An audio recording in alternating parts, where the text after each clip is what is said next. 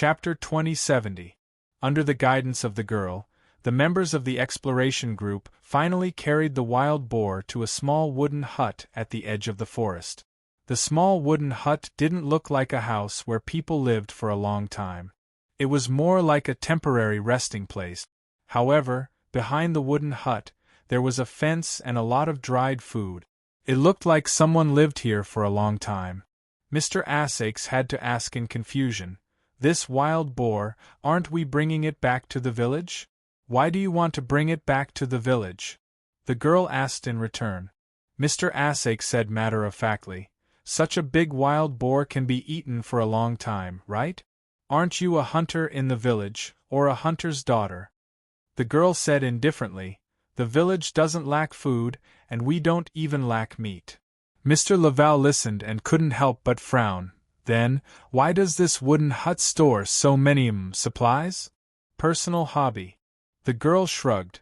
"I've always had the habit of hunting, but my family isn't used to this hobby of mine. In order to not let my family know, I can't bring the game home, so I can only store it here. Over time, there are more and more things. Storing so much food, are you a hamster?" Although Mr. Asakes wanted to ask this question, he thought of the girl's terrifying archery skills and decided not to say it. "Then, what about this wild boar?" Mr. Laval asked tentatively. The girl said, "I won't come out to hunt for a while, so I'll dry this wild boar first. Otherwise, when I come here next time, there will be problems. You guys come and help." This seemed to be a very straightforward girl.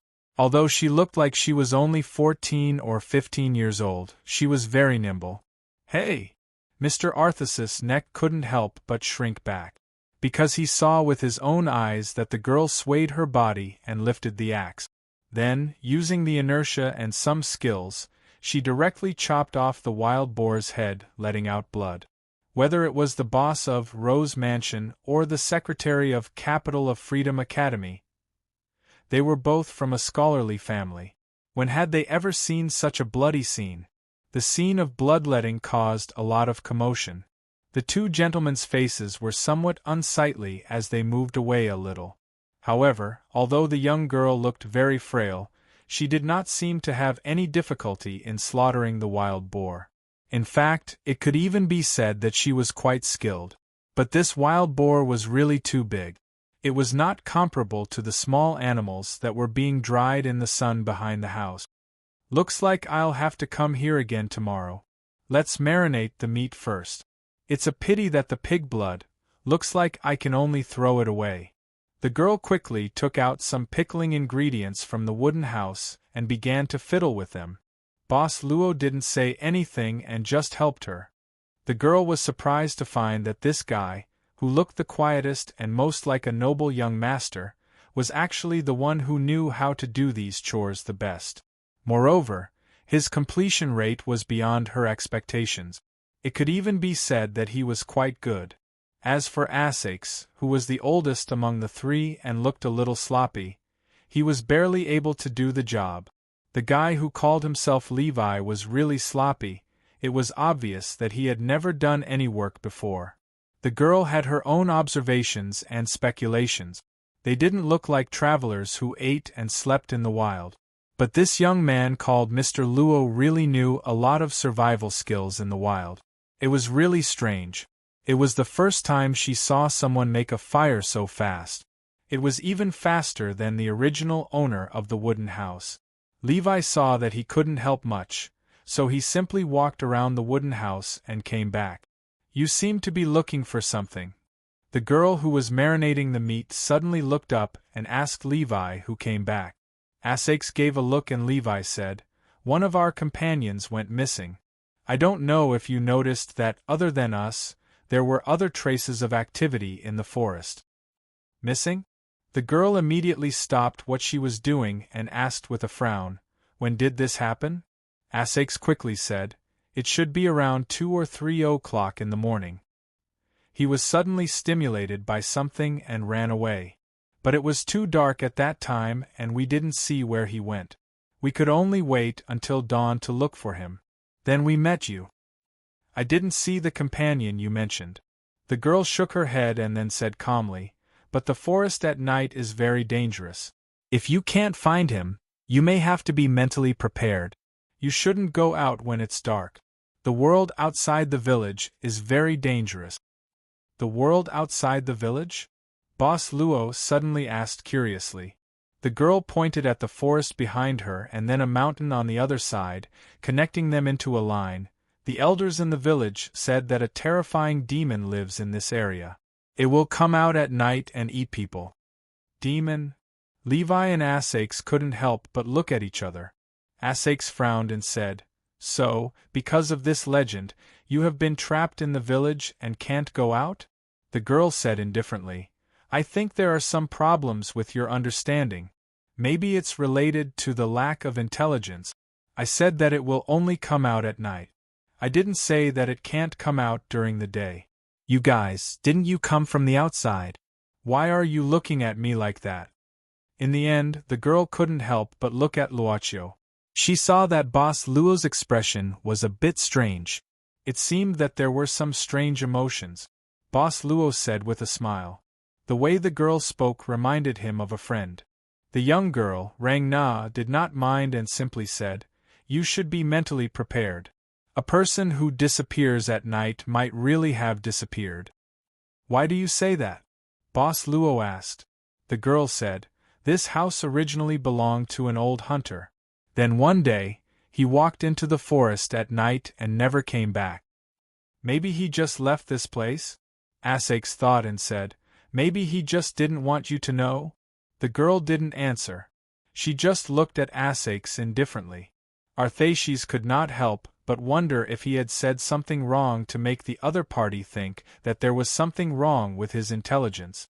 Damn it, back in the day, I was as famous as Ludic in the capital of Freedom Academy. As the handsome boy. Boss Luo said casually, "Miss Jenna, your hunting skills should have been inherited from that old hunter, right?" The girl nodded softly and then said, "This wild boar should take some time to be dealt with. If you guys are hungry, find something to eat. The food in the house is just there anyway. But I don't have time to make it for you guys. You can make it yourself. You can also use the tools in the house." The girl's attitude changed so quickly that Mr. Asakes rolled his eyes. "Then we won't hold back." Boss Luo smiled.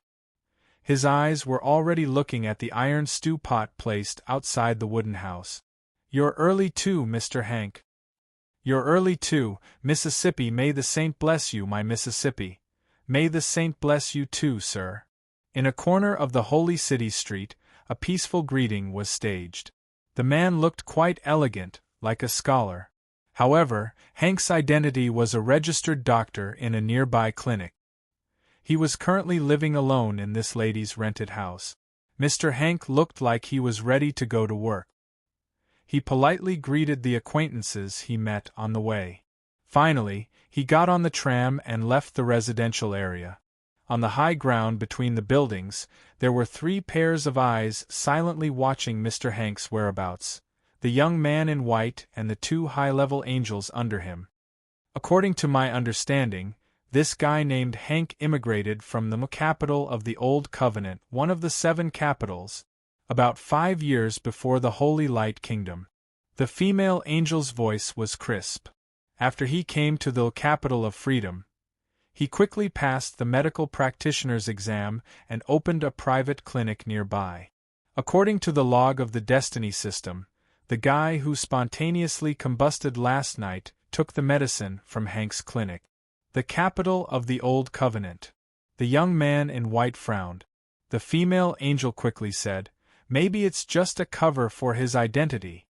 As long as we open Hank's Destiny system, we'll know at a glance." The young man in white nodded and said calmly, "Follow me. It smells so good." Mr. Asakes took a deep breath. The smell of food that he had never smelled before came from the iron stew pot. He recognized the ingredients used by the residents of this mansion, but he couldn't recognize the food after it was made into a finished product. Which capital did this delicacy come from? Mr. Asakes couldn't help but be curious. He felt that if he could learn it, The kitchen of Rose Mansion might be upgraded to a higher level in the future. Boss Luo smiled and said casually, I learned it from Master Lu at a place called Chrysanthemum Tower. Chrysanthemum?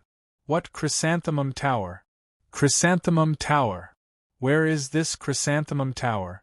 Mr. Asakes was in high spirits. Boss Luo smiled and said, to be specific, it's not within the scope of the 7 capitals. It's somewhere in the east of the Holy Light Kingdom. That's a pity.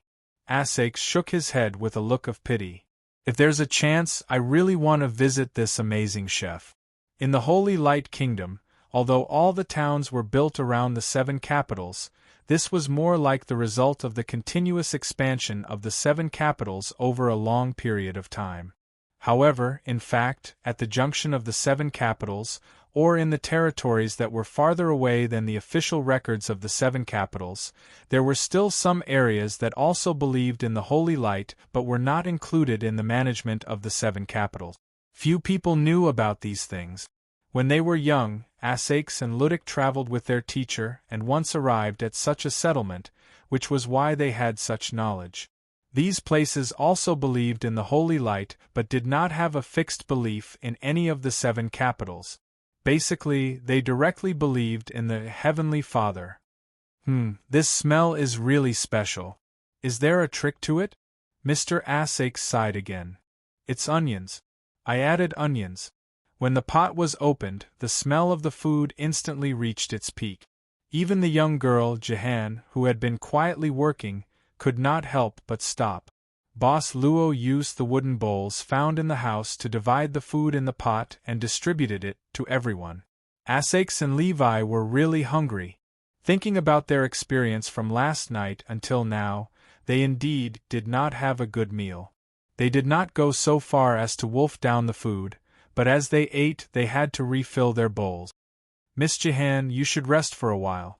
Boss Luo brought a bowl of meat soup to the young girl's side and a wet towel to wipe her hands. The young girl's eyes lit up as she took the wet towel and said, You're very attentive. Boss Luo smiled and said, Because there has always been a very attentive person taking care of me, I more or less learned a little. The young girl said, You look like a young master of a noble family. Are they your followers? From the beginning, the young girl had not inquired about the identity of the 3 members of the exploration team. Only now did she ask. Boss Luo said, They're just people I met during my travels. I haven't known them for long. The young girl held the bowl and took a small sip. Then, she narrowed her eyes as if she was feeling the changes in her taste buds. What an amazing cuisine! Then, why did you deliberately approach me? These words were a little sudden. Boss Luo immediately felt that the young girl suddenly raised her guard. He smiled casually and said, I said, You're a little similar to a friend of mine. The young girl frowned.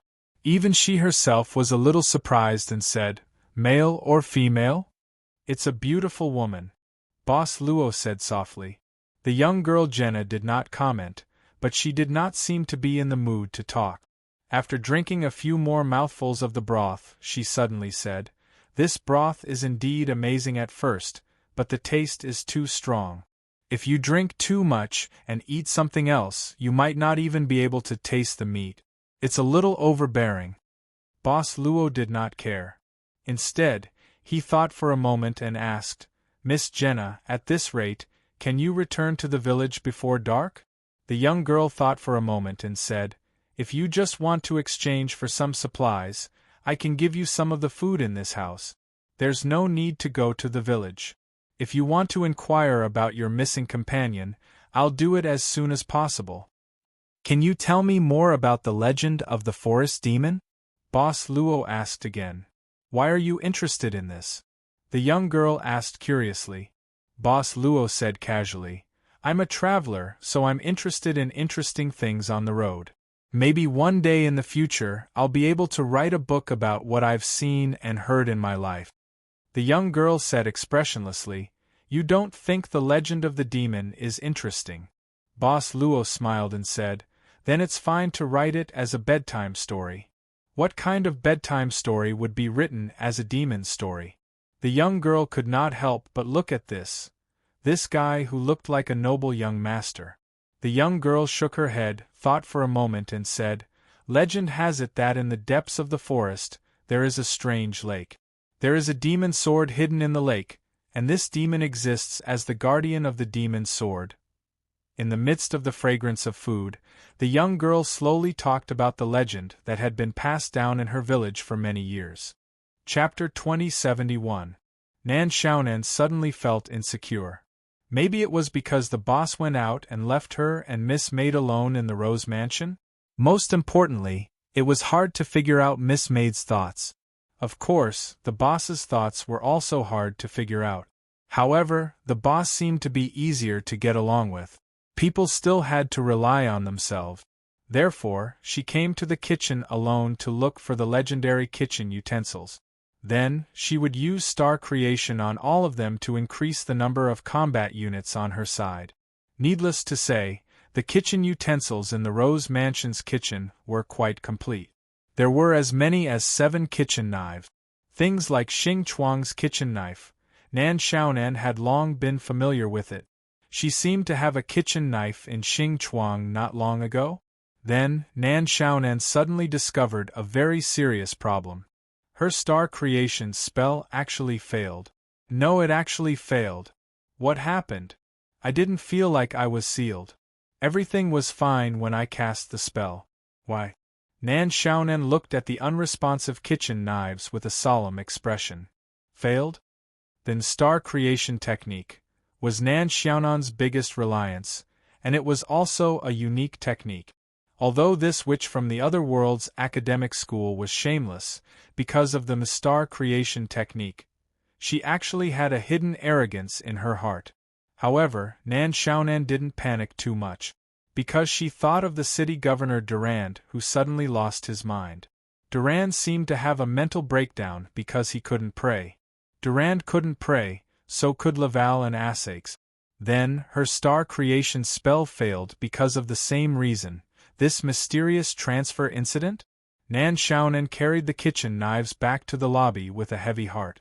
The maid, K. Lily, was holding a broom and sitting nervously beside the 2 patients. In front of the counter not far away, Miss Maid had already placed a pair of strange bottles on the counter. When and where did he find this thing? Nan Xiaonan put the 2 kitchen knives behind her waist and tied them with her trousers. She came to the servant girl in a relaxed manner. Why is there even a test tube? Was it really possible to find such a thing in Rose Mansion? Wasn't it too much to ask for a microscope? Miss Yu Yi, I just realized that my star creation technique has also failed. This place is very strange. Nan Xiaonan thought for a moment. Miss Maid nodded and said casually, "This place has its own unique rules. Anything that is not recognized by the rules will not work." "So how did you get your microscope? Are we no longer in the Holy Light Kingdom?" Nan Xiaonan asked after some thought. "You could say that, but you could also say otherwise." The servant girl was expressionless. She lifted the test tube and shook it. "Lady Nan, are you worried about your own safety?" Nan Xiaonan said with an apologetic smile, "I'm worried about the boss. After all, he went out alone. Assaix and Laval look somewhat unreliable." "That's true." Miss Maid suddenly fell into deep thought. Nan Xiaonan took the opportunity to say, "Miss Yu Yi, you also think so, right?" Miss Maid heaved a sigh and said worriedly, "It's already noon. I don't know if the master has eaten well." "Sigh. What the f***ck, you're actually worried about this kind of thing?" Nan Xiaonan shook her head. She turned her gaze and saw the rusty iron sword that Miss Maid had casually thrown to the side. She had taken this thing from Arthaces, and the reason was that she wanted to keep it with her. But this thing looked like a type that would break anything casually. It was so rusty that it even felt like it would break when picked up. Nan Xiaonan frowned and picked up the iron sword. "This thing didn't even have a scabbard. Is this sword really used by the sage? Since Mr. Assaix said so, it should be true." Miss Maid smiled slightly. "This sword looks really ordinary." Nan Xiaonan shook her head. Anyway, she didn't see anything special about it. Okay. At this moment, Miss Maid suddenly poured the solution in the 2 test tubes together. After stirring it a few times with a glass rod, she pushed it out. Let Ludic and the others drink this potion. It should wake them up. Nan Xiaonan couldn't help but be stunned. So where did you get this set of tools? In the end, Nan Xiaonan was still a little confused and sent the potion to the 2 patients. After convincing K. Air Lily, she began to feed Ludic and the mayor's male assistant. Speaking of which, what's the name of the male assistant? You don't know? In front of Orion's hut at the edge of the forest. The girl didn't tell a long story about the demon sword and the demon. It was said that 1,000 years ago there was an evil witch. This witch liked to dig out the hearts of pure men and women. This was the source of the witch's powerful strength. Later, a hero appeared on the earth. The hero used the divine sword obtained from the lake elf and successfully killed the witch. However, before the witch died, she also cursed the hero. Since then, the divine sword became the demon's sword, and the hero became the demon who liked to dig out the hearts of pure men and women because of the curse. The lake in the forest was the final battlefield between the hero and the witch. Well, the dragon slayer eventually became the evil dragon. I understand this. After listening to the story, Asake shrugged. But why do all the similar stories start from 1,000 years ago? The girl looked at Mr. Asakes with an expressionless face. This made Asakes start to doubt himself again. Did he say something wrong that made people think that his intelligence was not developed properly? You think I didn't ask? The legend of the demon sword in the lake has been passed down from the village. At this time, the girl said indifferently, no matter who you ask in the village, they can only tell you this. After all, legends are only legends. Miss Jenna, you often hunt in the forest. Have you encountered this legendary lake? Boss Luo asked curiously. The girl shook her head. I haven't encountered it. Legend says that this lake only appears at midnight. Usually at this time, I'll be at home. Well, if you're full, get ready. I'll take you into the village. After saying that, the girl walked into the hunter's hut alone and locked the door. They were puzzled by the girl's actions. But not long after, the girl walked out of the hunter's hut again. The girl who walked out had changed into a light yellow dress and even put on a long wig. The slight wildness in her skinny body had disappeared. At this time, the girl gave people the feeling that she was a little lady who had been carefully cultivated. You? Mr. Asakes could not help but open his mouth. The girl said indifferently, It's nothing. It's just that my family likes me like this. I don't want to disappoint them, that's all. Let's go. After leaving the forest, the village where the girl lived was not far away. After about half an hour of travel, they could vaguely see some scattered mud houses. The girl said that her family ran a farm and could be considered to be one of the wealthier families in the village. Asakes and Levi did not find it strange. An overly ordinary family would not be able to raise such a lady's temperament. After you enter the village, if anyone asks about me, don't mention what happened in the forest. Then, what should we say? Levi thought for a while and asked. Just say that you were attacked by the Burgundians when you were passing through their territory. The girl thought for a while and said, The people in the village generally hate the Burgundians. If you say that, you will gain some goodwill and sympathy. Levi frowned. The Burgundians' territory? There was no such thing as territory in the Holy Light Kingdom. They were all divided into 7 administrative units. The girl's words made Levi doubt if he was still in the Holy Light Kingdom. Is there a problem? The girl glanced at Levi suspiciously. This little girl is really on her guard. Mr. Asake saw this and quickly said, Nothing, there's really no problem. It's just that we don't look like we were attacked. Yes, that's true. The girl nodded seriously and pointed at the mud on the ground. You can make it look like you were attacked. Mr. Asakes could not help but open his mouth. He had a feeling that he had fallen into a trap. Why do I feel that this girl is doing it on purpose? Mr. Essex could not help but laugh bitterly. She's so young, but she's full of evil tricks. What are you muttering about? The girl suddenly asked. Nothing. Mr. Essex smiled casually and used his fingers to wipe off some mud and dust. Then, he wiped his face a few times. Levi saw this and shook his head. He began to make himself look more haggard and also patted some mud on his body. Boss Luo had an interesting expression as he wiped his hands and then patted his face lightly. It felt like he was touching face cream. Wait, you don't need to. The girl suddenly frowned. She took out a handkerchief and walked to Boss Luo. She passed the handkerchief to him. You wipe it clean. They just need to dirty it a little. Boss Luo could not help but open his mouth and wanted to say something. Mr. Essex could not take it anymore. Miss, why is the difference between people so big? Isn't everyone born equal? Because he looks better when he's clean. The girl said calmly, he's very suitable to be clean. At this moment, even Levi could not take it any more and sighed heavily. The girl continued, the Burgundians will not attack randomly. However, if it's a noble from a merchant guild or a hostile force, then it's a different story. If you want to gain the trust of the villagers, then it's more reasonable for you to appear as a merchant or a noble.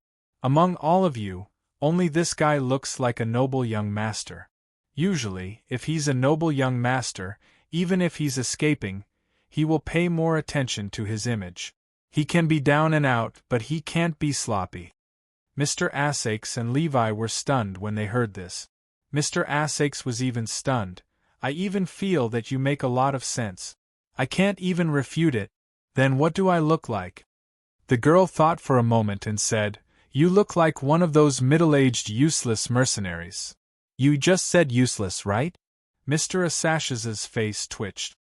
He frantically hinted that he should not argue with a girl. I didn't. The girl shook her head. Seeing this, Boss Luo said, how about this, I'm not a noble young master. Mr. Essex and I are the same. We're just mercenaries. As for our missing comrade, he's our noble young master. What do you think? The girl lowered her head and thought for a moment. That's fine too.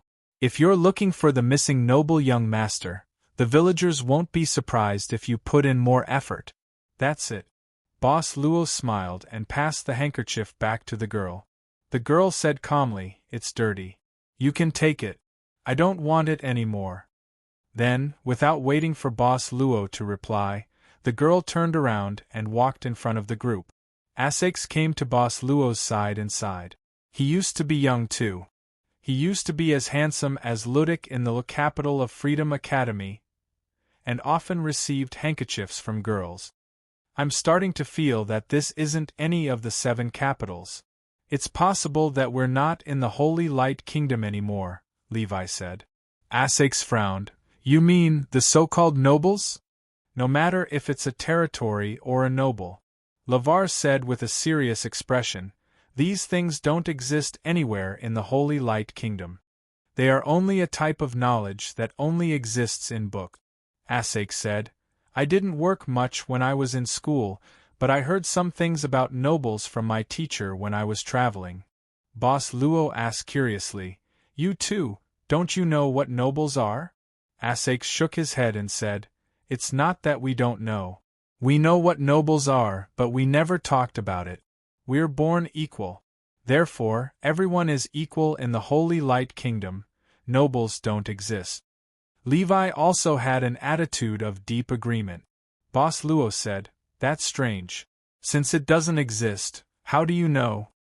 Levi said, I said, it appeared in books as knowledge. Boss Luo said, if it didn't appear, how did the books record it? Since it's a kind of knowledge, at least it appeared before, right? This. Arthaces subconsciously opened his mouth, and then fell into a state of silence. He even looked at Laval and noticed that Laval was also frowning and not saying a word. At this moment, Arthaces was sure that Laval had probably never thought about this problem, just like himself. Since it didn't exist in the Holy Light Kingdom, why would it appear in books as knowledge? What was more incredible was that he seemed to accept this knowledge easily. I feel that the reason why I can accept this knowledge is not because of learning, but a sense of déjà vu, Mr. Asake said suddenly. Let's put this question aside first. Levi shook his head and said softly, We're here. At this moment, not only could they see the young girl Jahan, but they could also see the villagers weeding in the fields beside them. The young girl was greeting the villagers she met on the way as if she was a different person. Chapter 2072. The name of the clinic was simple. It was called Hank's Clinic. The medical system in the Holy City was very developed, and the city hall supported people's birth, aging, sickness, and death. Therefore, there was no such thing as being looked down upon. However, this didn't mean that small clinics couldn't survive. It was very convenient since it only took a few steps to get to the clinic. Moreover, even private clinics were covered by the medical system. Therefore, if it was just a simple cold, wouldn't a small clinic be better? Good. Therefore, when Hank's Clinic opened, many patients came to register. However, most of them were residents nearby, and most of them were old people and children. This Dr. Hank seems to be very popular. In front of the clinic, the white-clothed young man and the two high-level angels were sizing each other up. Soon, the white-clothed young man walked into the clinic. Hello, are you here to see a patient? Please register first, the young nurse at the front desk said with a smile. The white-clothed young man walked in as if he didn't hear her. The young nurse at the front desk was about to stop him, but the female angel who followed the white-clothed young man stepped forward and extended her hand in front of the young nurse. Then, she said calmly, We can go in. Yes, you can go in. The young nurse absent-mindedly repeated the female angel's words, and then slowly sat down. Who are you? Are you the next patient? I'm sorry, but I haven't finished seeing this patient yet. Can you please wait outside for a moment? Dr. Hank looked at the three people who pushed open the door and entered in surprise. At this moment, he was checking the symptoms of a fever for a child, and the child's mother also looked at the three people who pushed open the door and entered in surprise. At this moment, Angel Londo made a move and made the mother and the child stand aside silently. The child and the child's mother instantly became motionless like statues. Who are you? Dr. Hank turned pale with fright. This sudden turn of events was too weird. At this moment, the white-clothed young man pulled out a chair and sat down in front of Dr. Hank. His eyes were as sharp as swords, and Dr. Hank's face instantly turned pale. Do you know this person? The white-clothed young man opened his hand. A phantom of a small person appeared in his palm. This phantom of a small person looked like the drunkard who died of spontaneous combustion. I don't know him. Dr. Hank took a deep breath and looked calm. The young man in white said indifferently, This person just passed away not long ago. The cause of death was that his body suddenly combusted, and in the end, his body became a charcoal. How could this be? Dr. Hank opened his mouth in surprise, then shook his head. So, what does this have to do with me? The female angel said, Before this person died, he came to see you and took a medicine that you prescribed, a medicine that can make people happy. Dr. Hank, do you remember anything? Are you kidding me? Dr. Hank shook his head. How could there be such a drug? The female angel said, We need an answer. It would be best if you can be honest with us. Otherwise, we can only open your destiny system and look at your daily log. What? Dr. Hank looked at the three people in front of him in disbelief. Do you think you're saints? Don't waste time on him, the white-robed young man said calmly. The female angel nodded and then walked to Dr. Hank. She pressed her hand on Dr. Hank's forehead. In an instant, under Dr. Hank's horrified gaze, his destiny system uncontrollably opened. Even the diary that recorded his daily life uncontrollably opened in front of others. You can't do this. This is my most private matter. I didn't commit a crime, and I wasn't convicted. You don't have the right to do this. The log recorded everything that happened to everyone in the Holy Light Kingdom from birth. Not only what he experienced, but even his inner thoughts were recorded in the log without reservation. The log could be said to be the most authentic record of a person. You can't do this. You can't. Quiet. You can't. No. Dr. Hank's eyes gradually lost their luster, and he finally sat down on the chair. At this moment, the female angel reached out and grabbed the destiny system that Dr. Hank opened. She took out a silver-white book and then respectfully handed it to the white-robed young man with both hands. The white-robed young man waved his hand casually, and the female angel and the male angel, Londo, nodded and walked out of Dr. Hank's office. There were still many people in the clinic, and the two angels obviously went to deal with it. For example, the clinic had a day off today. In Dr. Hank's office, the white-robed young man opened the log that recorded everything about Dr. Hank. He seemed to have sensed something and directly opened it from the middle. The white-robed young man looked down and instantly frowned. Because on this page of the log, he saw a sentence that recorded Dr. Hank's psychological activities. Lord, where are you? This should be the place where the village discussed matters. In the house, the 3 members of the exploration team and a few representatives of the village were sitting around a table. The girl who had led the 3 members of the exploration team into the village was sitting quietly on a chair against the wall, her head lowered as she read an old book that was somewhat torn. In that case, the main objective of the 3 of you is to find your master Durand, right? The one who spoke was a middle-aged man in his 40s or 50s. He was the village chief, and his name was Charles. That is indeed the case, Chief. As the oldest of the 3, Mr. Essex took the lead to talk. We also have a few female family members and 2 injured people who are currently camping on the other side of the forest. We are very lucky to be able to see the gathering place here. You are indeed lucky. Village Chief Charles nodded. But it can also be said to be unfortunate because we are surrounded by the Burgundian territory and can be said to be isolated and helpless.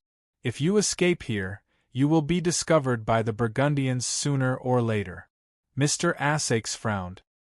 He was not clear about the relationship between this village and the Burgundians, but it should be a hostile relationship.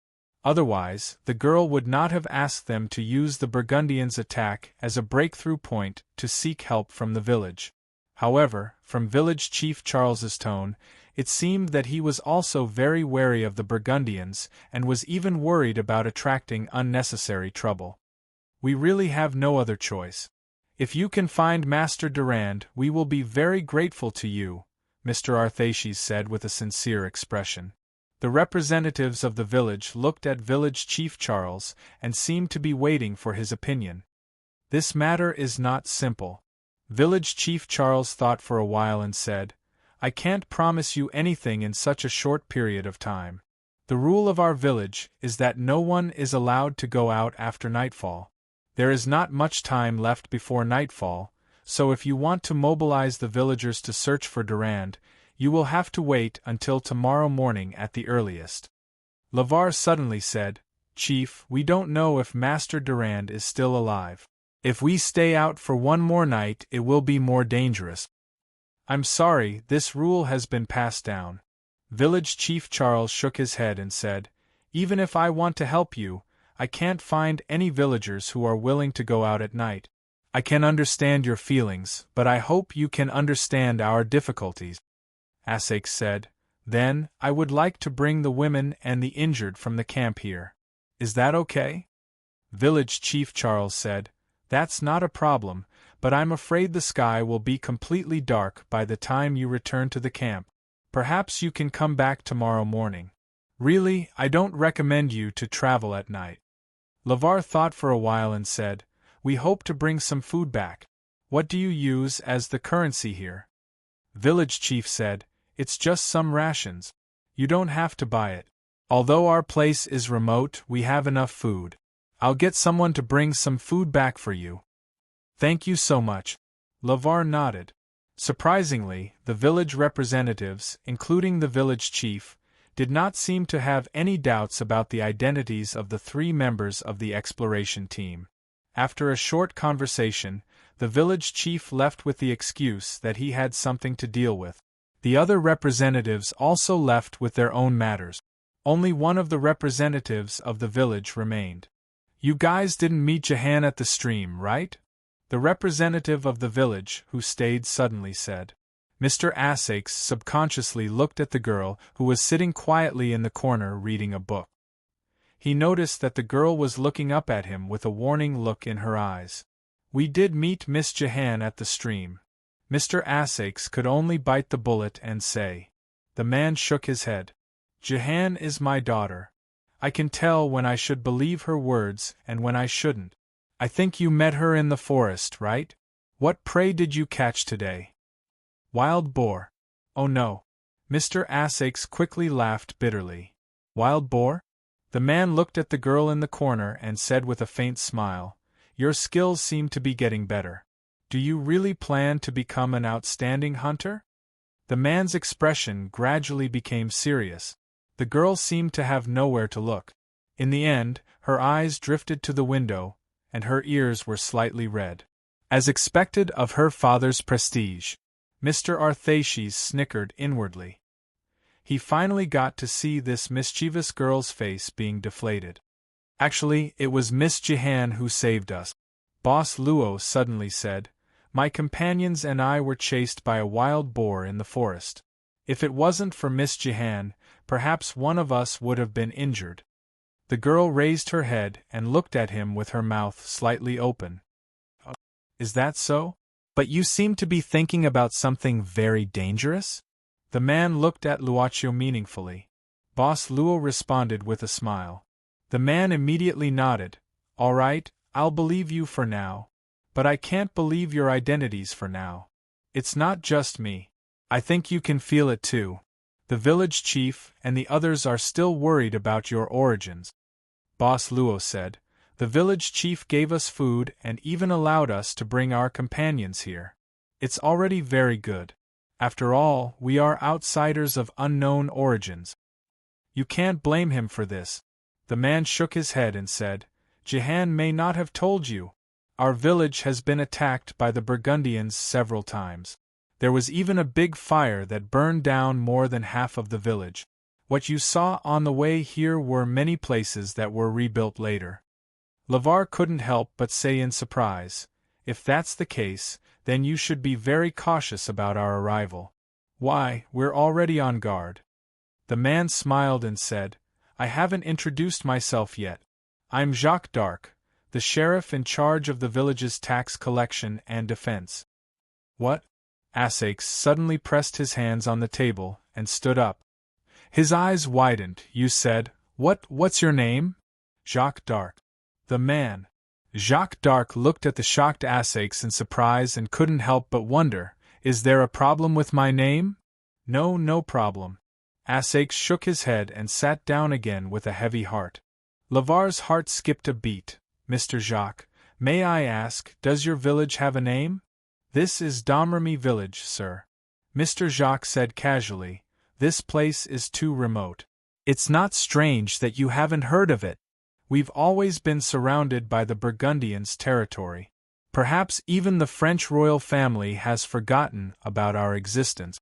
It's even possible that they think we've betrayed them. Mr. Lavar, you don't look very good. Are you feeling unwell?" "Indeed. Maybe I'm too tired." Lavar shook his head. "I'm fine. I'll be fine after some rest." However, his heart was already surging with waves of emotions. "Let's not talk about the French royal family that Mr. Jacques mentioned. Where did the Holy Light Kingdom's royal family come from?" However, the name of this village was Domremy village. This shocked Lavar, because he clearly remembered that the traveler Luo had mentioned that the hometown of the saint was called Domremy village after he found out about it in a mysterious ruin. Then there was the matter that made Asakes lose his composure. Jacques d'Arc, this was the name of Asash's ancestor. At the same time, he was also the author of the landscape painting that disappeared in the Rose Mansion. Wait, the girl's name. He remembered that she had already introduced herself. Jeanne d'Arc? Jacques d'Arc, the father of the saint. His daughter, wasn't she? Lavar seemed to have thought of a possibility that seemed to be impossible. He couldn't help but take a deep breath and lowered his head to whisper into Assache's ear, "Mr. Assache, may I ask, other than the saint, do your ancestors have other children?" "You." Assache swallowed his saliva. "You seem to be thinking about something very dangerous? You're not thinking about it?" Lavar immediately frowned. Assache sighed. "I don't dare to think about it." "You two, what are you talking about?" Jacques d'Arc looked at Assache and Lavar, who were whispering in each other's ears. "Nothing, we're just discussing. It's about time to go back to the camp." Assache quickly said, "We've been out for too long. I'm afraid our companions will be worried." Jacques d'Arc thought for a moment and said, "That's true. But your camp is outside, and I'm afraid you'll encounter danger at night. How about this? I'll take a few people to go back with you. We won't come back tonight, and we'll come back tomorrow morning." Of course, this was the best thing that could happen. At the very least, they could use the whole night to dig out more information from Jacques d'Arc, who took the initiative to contact them. The problem was, how should they explain the Rose Mansion? It wasn't something that could be found just by setting up a camp. Chapter 2073. Mr. Jacques quickly selected a few villagers who looked quite strong to accompany him. Although they were villagers, they were also the militia that guarded the village. They were holding wooden shields, hunting bows, and some spears. The only iron sword was in Mr. Jacques' hands. It was impossible to ride a horse. This village didn't even have a normal horse to pull a carriage, let alone a high-grade warhorse. When they set off, village chief Charles came to see them off and seemed to have whispered something to Mr. Jacques. The three members of the exploration group didn't see the young girl Jeanne. She had already been ordered by Mr. Jacques to go home and reflect. At this moment, Arthaces was still vexed over how he should explain the matter of Rose Mansion after reaching his goal. But now, he could only take things one step at a time. If it didn't work, they could work together to tie up Mr. Jacques and the others. However, he did not know if the 3 men in the exploration team and the few women in the mansion could defeat this group of village militia who had obviously been trained. Wait, why did I have such a dangerous thought? Arthas was instantly shocked by his own violent thoughts. There had never been any disputes in the Holy Light Kingdom, let alone war. Everyone was calm and peaceful, and there was no need to use force at all. Even Laval, who had learned swordsmanship, was only a fan of swordsmanship. Fencing was only a sport. But what surprised Assache was that after this thought appeared, he couldn't get rid of it. He even had an inconceivable feeling of wanting to do something. "Oh? You're the only child in the family?" At this time, Mr. Jacques slowly said. Assache didn't need to think to know that this was Jacques' culture towards the traveler Roland.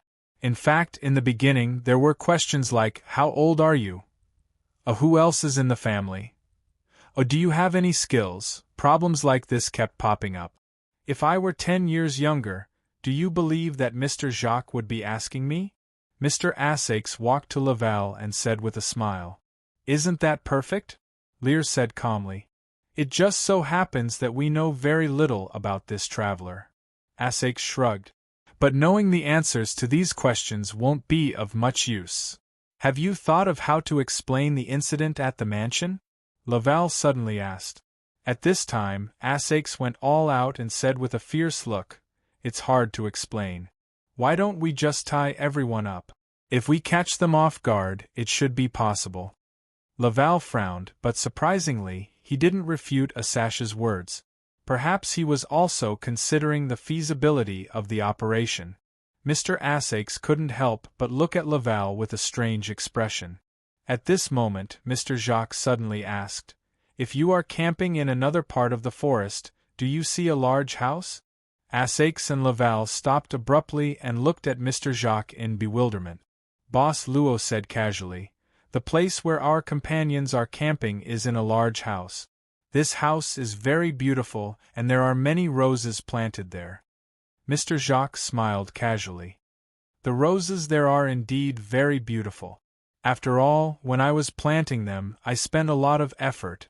Boss Luo was surprised. So, that large house is yours, Mr. Jacques? It's a villa that was built in the past. Mr. Jacques smiled. I used to live there for a period of time. But then the Burgundians started to attack here, so we had no choice but to move back to the village. It's safer there. Mr. Jacques, I'm really sorry. Without your permission, we used your house. Luochio said apologetically. It's okay, it's empty anyway. Mr. Jacques said indifferently. Also, there's nothing valuable in there. Plus, I'm very happy to help people in need. Hearing Mr. Jacques reply, Laval and Assaix opened their eyes wide in disbelief, as if they had seen a ghost. What is going on? Laval couldn't help but mutter to himself. Rose Mansion, how did Mr. Jacques build it? And from the expressions of the accompanying militia, they obviously knew about this. There's good news and bad news. Assaix took a deep breath and lowered his voice. Laval, which one do you want to hear? Say it, Mr. Assaix. The good news is that we don't have to explain the mansion anymore, Assaix said with a serious expression. The bad news is the development of the situation is getting weirder and weirder. This was because Arthas had thought of something even more bizarre. It was the problem of Jacques d'Arc's identity. He opened his mouth a few times, but he didn't know how to ask. He even wanted to rush in front of Jacques d'Arc and ask him, "Are you my ancestor?" Mr. Jacques, can I ask you a question? Boss Luo suddenly asked. For Jean's sake, I'll answer your question seriously, young man, Mr. Jacques said with a smile, but there was a hint of sternness in his eyes above the smile. Boss Luo acted like he didn't hear it. I heard from Miss Jean that there has always been a demon in the lake in this forest. Mr. Jacques used to live in the mansion, is there no problem? Mr. Jacques chuckled and said, Jean must have told you that this demon likes to dig out the hearts of pure men and women, right? This legend is false? Laval frowned and asked. Mr. Jacques said, since it's a legend, I don't know if it's true or not. But if the legend is true, we have lived here for generations. How could we not discover the existence of a lake in the forest? In other words, this legend is false. Assaix thought. Mr. Jacques shook his head and said, we all use such legends to scare the children in the village. Because once a child sneaks into the forest out of curiosity, there is still the danger of encountering wild beasts. Also, there have been several incidents in the past where the Burgundians secretly lurked in the forest, captured our villagers, interrogated them, and finally killed them and threw away their corpses. What about the old hunter of the hunter's cabin? The old hunter died long ago. Mr. Jacques sighed and said, Jean and he had a good relationship, but the old hunter couldn't overcome his illness in the end. Before he died, he sneaked into the forest, creating the illusion that he would never return. His body was taken away by me for burial. Jean, this child, has always been taking care of the cabin, probably thinking that one day the old hunter will suddenly return. Why did you tell us this? Luochio looked at Mr. Jacques' eyes and asked. Mr. Jacques said indifferently, this is not a secret that needs to be kept. Jean, this child, will know sooner or later. Also, you are only passers-by here, and will leave in the end. So, if you can keep the secret before you leave, it naturally doesn't matter. That's right, we are at most passers-by. Boss Luo nodded. In the following journey, Mr. Jacques seemed to have exhausted all his interest in the young Boss Luo. He rarely took the initiative to speak, and his mind was focused on hurrying. When they passed by the hunter's cabin, they didn't even stop. When they came out of the forest, the sky was almost dark. Mr. Jacques asked people to light torches to illuminate the area. The fire could effectively drive away some wild beasts, so it wasn't a big problem. Boss Luo casually looked at the forest behind him at this time. After walking for more than 10 minutes, they could already see the light coming from the hall of the Rose Mansion. thousands of troops and horses. I'll call my companions to open the door," Asakes said quickly, and then walked quickly. "Who is it?" The moment she heard the knocking sound, the maid Lily in the hall suddenly became nervous. "It's me, open the door!" "Boss Asakes." The maid clearly recognized the voice and hurriedly ran to the door to open it in surprise. At this time, she saw Arthesis rush in nervously. "Boss, what's wrong?" "They're awake." Asakes looked at the resting area in the hall in surprise. He saw that Ludic Principal and Durand City Lord's male assistant were awake and sitting on the sofa. "They're awake, but there's a problem." Lily shook her head and said worriedly, "After Mr. Ludic and the others woke up, they've been like this. No matter what we say, they don't seem to hear it. They don't even have any reaction." Asakes frowned and looked at them again. Indeed, he found that whether it was Ludic Principal or Durand City Lord's male assistant, their eyes seemed to be abnormally empty. "Mr. Asakes, are you the only one who came back?" Nan Xiaonan's voice suddenly sounded. Arthesis hurriedly composed himself and thought for a moment before saying, "We'll talk about Ludic and the rest later. Listen up, we have successfully reached the village and brought back some food and people." "That's great."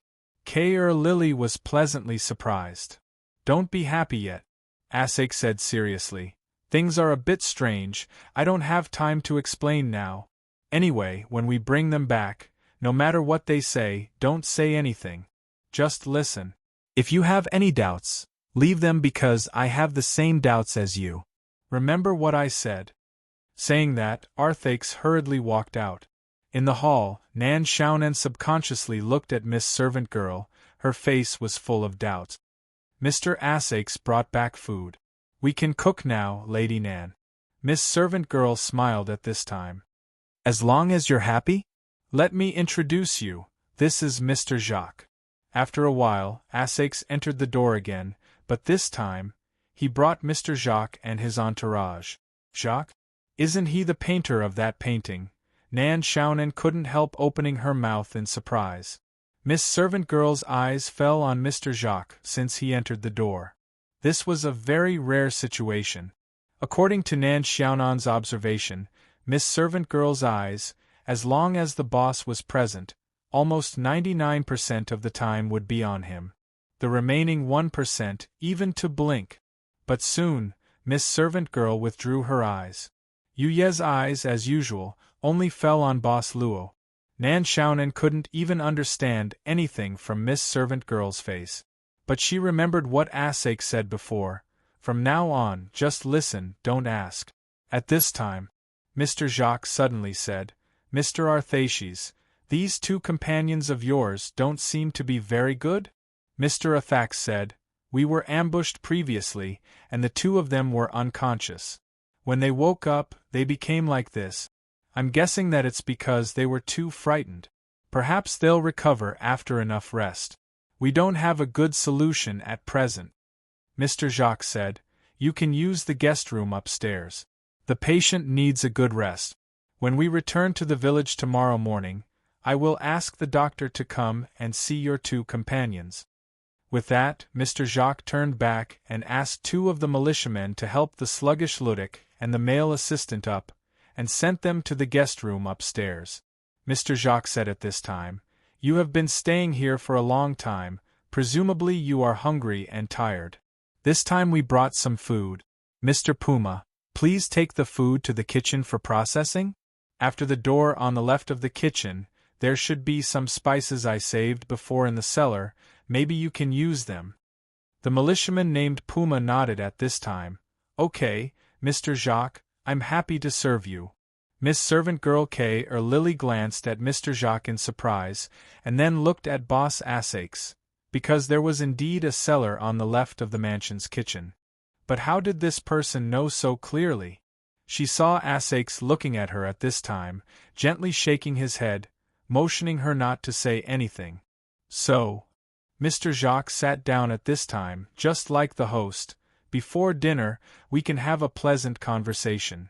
At this time, Laval said coldly, I'm afraid, with our current situation, we can't be happy.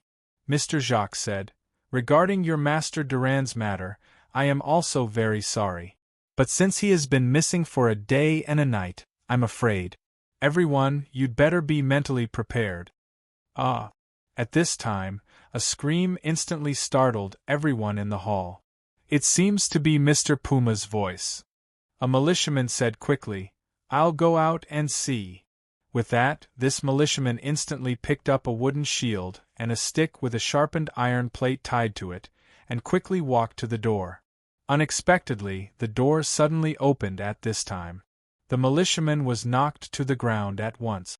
At the same time, one figure after another rushed into the hall of the mansion. It was a knight wearing a silver armor and holding a fine weapon. There were at least 15 or 16 knights who rushed into the hall, and now they stood in 2 rows. At the entrance of the door, a young man was holding a helmet and walking slowly. It's a Burgundian. The militiaman who was knocked to the ground screamed at this time, It's a Burgundian knight. A bright light flashed in front of the militiaman's eyes, and what followed was a bloody head rolling on the floor. Seeing this, Maid Lily instantly turned pale with fright and fell to the ground. The air seemed to have solidified. At this moment, the leading young knight casually handed the long sword to the knight behind him. Then, he looked at the crowd and said indifferently, Good evening, ladies and gentlemen. From now on, you are my captives. Chapter 2074. In the dark night, a figure nimbly ran towards the location of the lights, Rose Mansion. This figure seemed to be very familiar with the surroundings. Soon, it arrived outside the walls of Rose Mansion. With a light leap, it pressed its palm against the wall and directly flipped over the wall. When it landed, it rolled a few times to reduce the impact. Then, it quickly stood up and approached a window near the main hall of the mansion. It peeked its head out to observe the situation in the main hall. But soon, this person who was walking in the dark was alarmed by what happened in the hall of the mansion. At this moment, the blood of the soldier who was beheaded had already formed a small puddle. In the main hall, the Burgundian cavaliers were filled with murderous intent. On the other hand, the people on Mr. Jacques' side who were surrounded had a terrible expression on their faces. I'm Lion, the captain of the cavaliers. The young cavalier sneered and said, I'm sorry. From now on, you are all my captives. Damn Burgundians! Instantly, 2 soldiers who were agitated by the death of their comrade picked up their weapons and rushed toward the young captain, Lion. But almost at the same time, 2 cavaliers rushed out from the group of cavaliers. After a simple exchange of blows, the cavaliers easily knocked down the 2 soldiers. Whether it was in terms of equipment or physical condition, the soldiers were obviously no match for the cavaliers. It was expected that they would be knocked down so easily. It seems like some of you don't want to listen to my sentence. The captain of the cavaliers, Lion, shook his head and said with a blank expression, Perhaps you don't understand the situation you are in. Burgundian cavaliers, what do you want to do?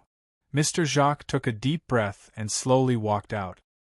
He placed his hand on the sword on his waist and looked at the cavaliers with a pale face. The young lion glanced at Mr. Jacques. He didn't answer Mr. Jacques' question.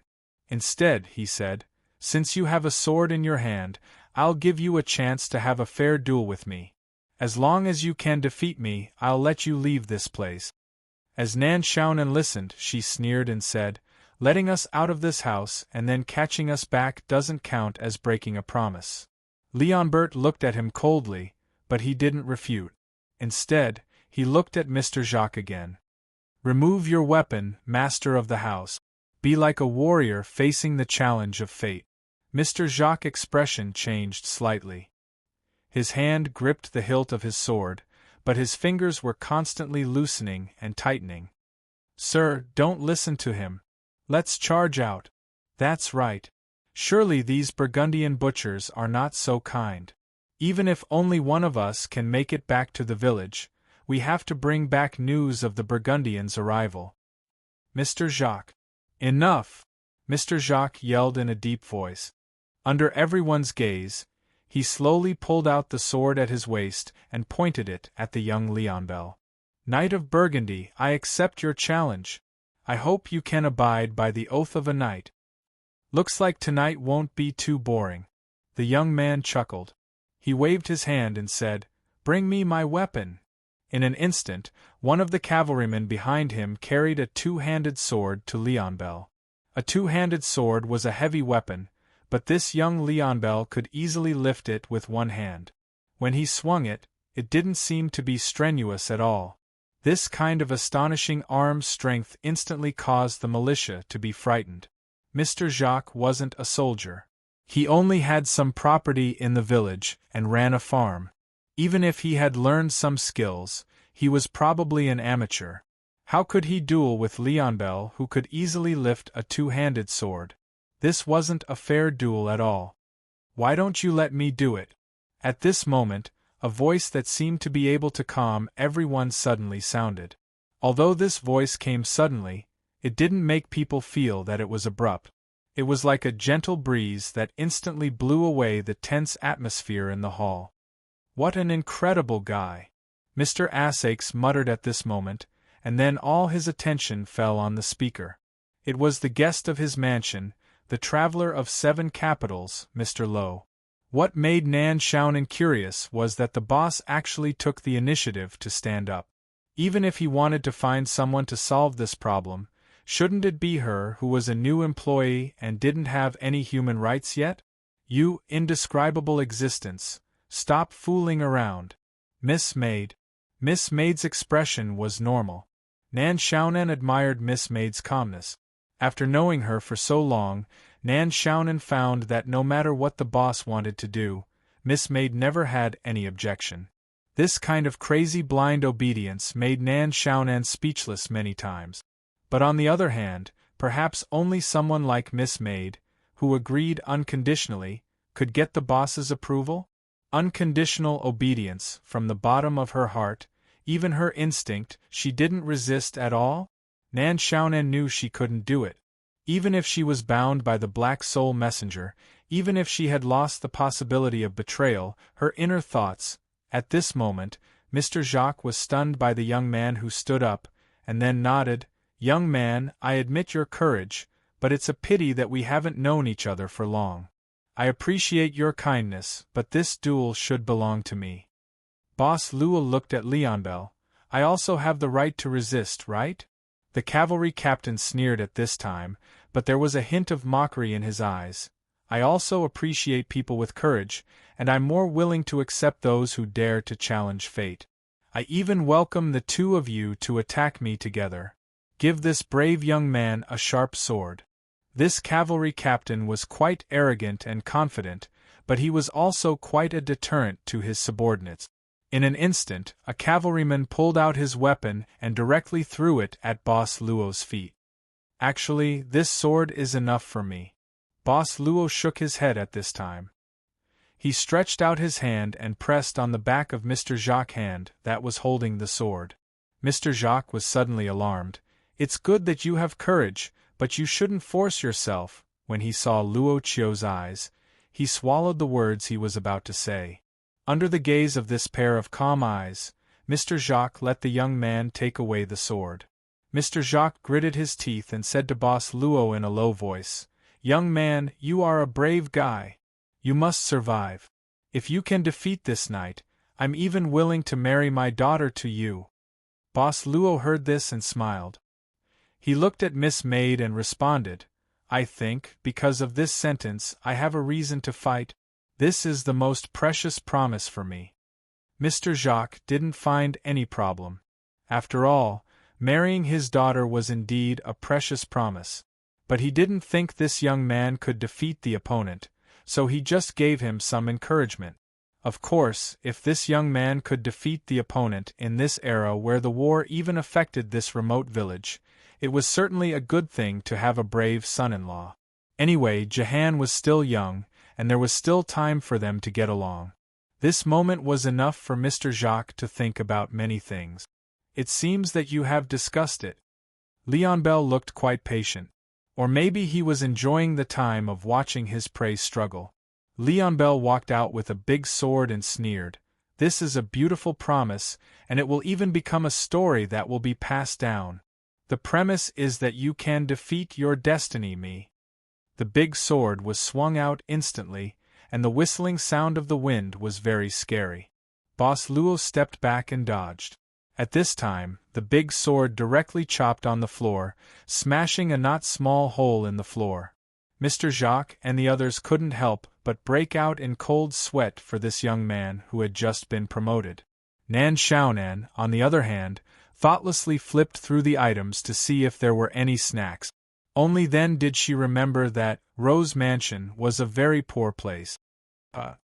At this moment, Nan Xiaonan found that Miss Maid was not next to her. She subconsciously looked for Miss Maid, who had walked to the counter in the hall.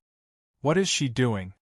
Nan Xiaonan couldn't help but widen her eyes, watching Miss Maid slowly move the needle of a phonograph placed behind the counter. This phonograph was very old, and it had been placed on the counter for a long time. Maybe it's the only valuable thing in Rose Mansion? The sound of fencing gradually became more frequent. Boss Luo, who was holding a one-handed sword, walked around Leon Bell nimbly. Miss Maid took out a record. Nan Xiaonan believed that this record definitely didn't belong to Rose Mansion. Anyway, she even took out the microscope, so she didn't care about the record. Little snail Chinese network with a chuckle, Miss Maid put the record into the phonograph, and then put down the needle. The record slowly turned, and the bronze loudspeaker began to play the melody of the record. The melody sounded in the hall of Rose Mansion. It was a symphony.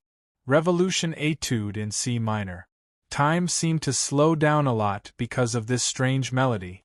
That thrilling battle, at this moment, seemed to have become a competition without the smell of blood because of the sound of the music. Miss Maid's eyes gradually blurred, looking at Boss Luo, who was pointing at the long sword with his finger. Simple sword movements, simple dodging. Under the beautiful music, Boss Luo's sword became lighter and lighter. This sword technique actually came from the dragon-slaying skill that he learned in Chessboard World. The sword moved faster and faster with the rhythm of the music, like a continuous drizzle. Leon Bell, on the other hand, was feeling more and more uncomfortable. His two-handed greatsword had always been invincible, but at this moment, he felt as if he had fallen into a quagmire. His whole body felt like it was being tied down, and his speed of swinging his sword had slowed down by more than half. The more he fought, the more uncomfortable he felt. The more uncomfortable he was, the more chaotic his attack rhythm was. Gradually, even his breathing became very disordered. Most of the floor of the hall had been smashed into pieces by the two-handed sword, but Leon Bell couldn't touch his opponent at all. Instead, the seemingly ordinary one-handed sword had cut Leon Bell's body many times. If he wasn't wearing armor, there should be at least 10 wounds on his body. Damn it! Where is this music? What kind of witchcraft is this? Stop it! His disorderly breathing and unbearable rhythm gradually made the youth realize that the young cavalry captain, who was quite powerful himself, was becoming frustrated. He even couldn't help but roar out loud. "Catch that woman! No. She must be a witch. Catch that witch for me! Stop this damn sound! Stop it!" The sound stopped abruptly. That simple one-handed sword knocked away Leon Bell's greatsword, and then pierced Leon Bell's throat like a bolt of lightning. This was a place that even armor couldn't protect. Leon Bell's body froze as if he was struck by lightning. He took a deep breath, but he couldn't lift up the sword anymore. The feeling of the sword touching his throat made Leon Bell feel like he was going to die. "You let me win."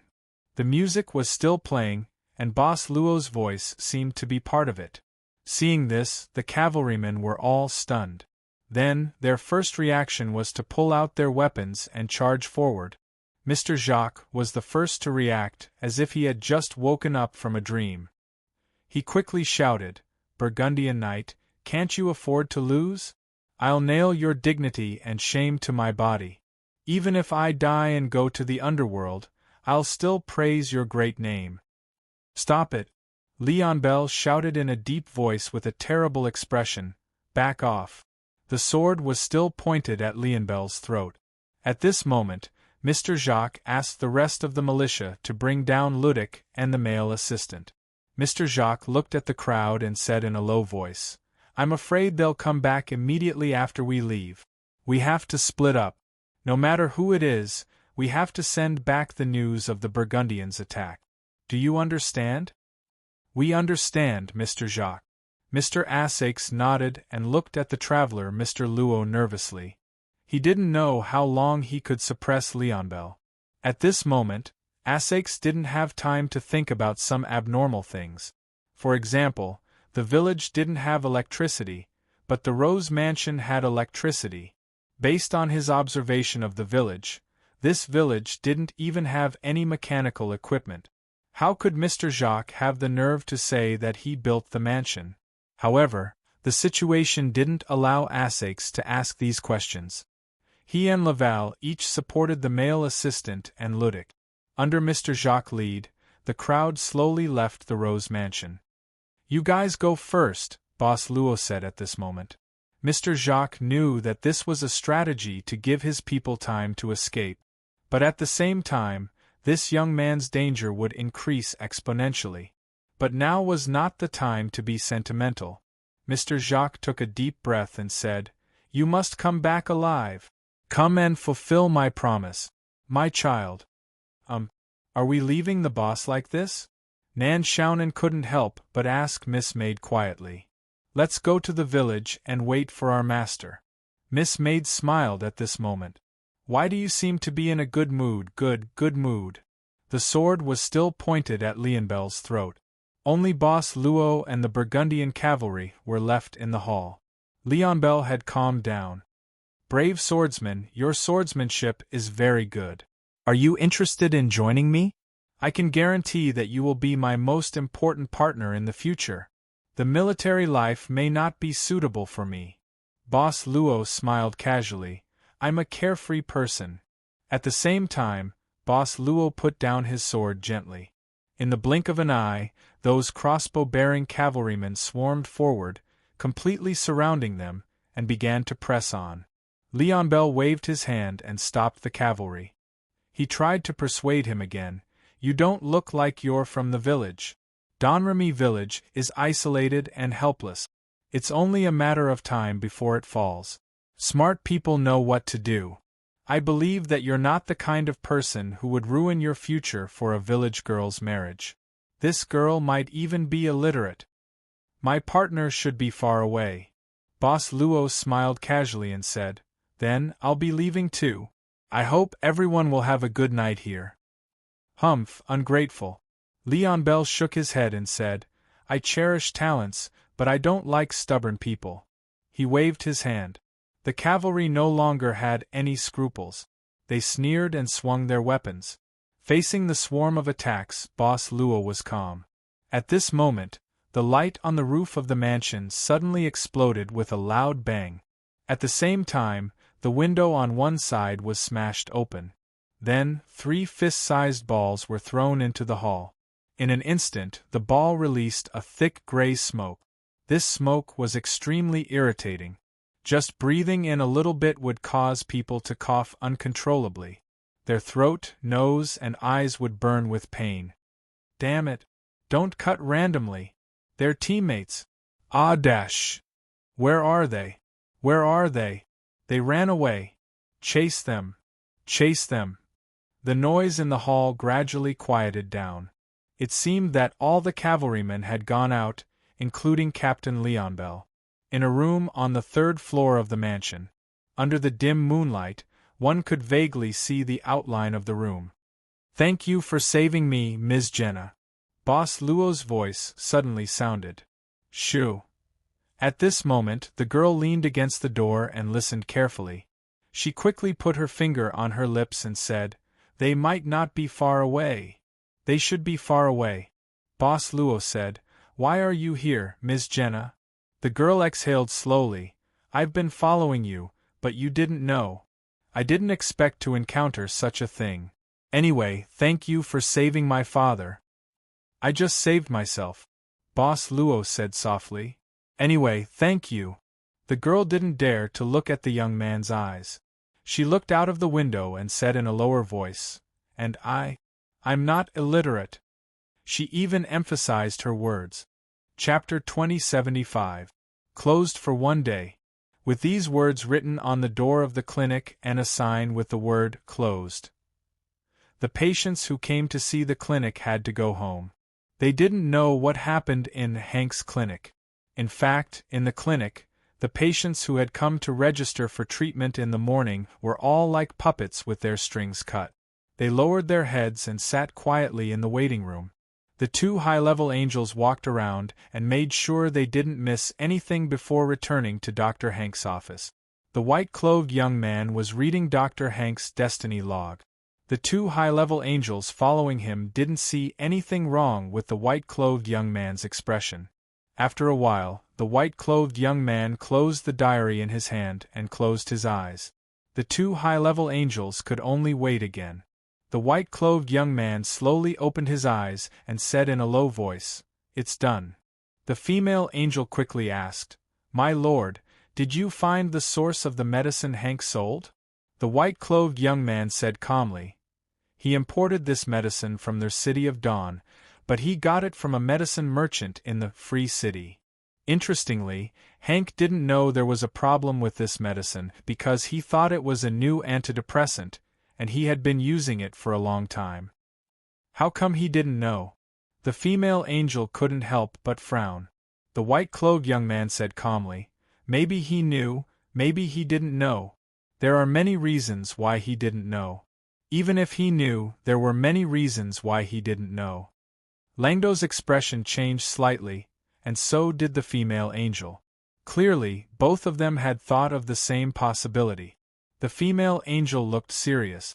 "My lord, do you mean that someone changed Hank's diary? But how is that possible? Anyone who can change the diary is... Could it be? They were all existences like the Lusaint in the Free City, the Lucerif in the blazing sky, and the Holy Mother in Mary. They were all great existences who had the highest authority in the 7 capitals of the Holy Light Kingdom.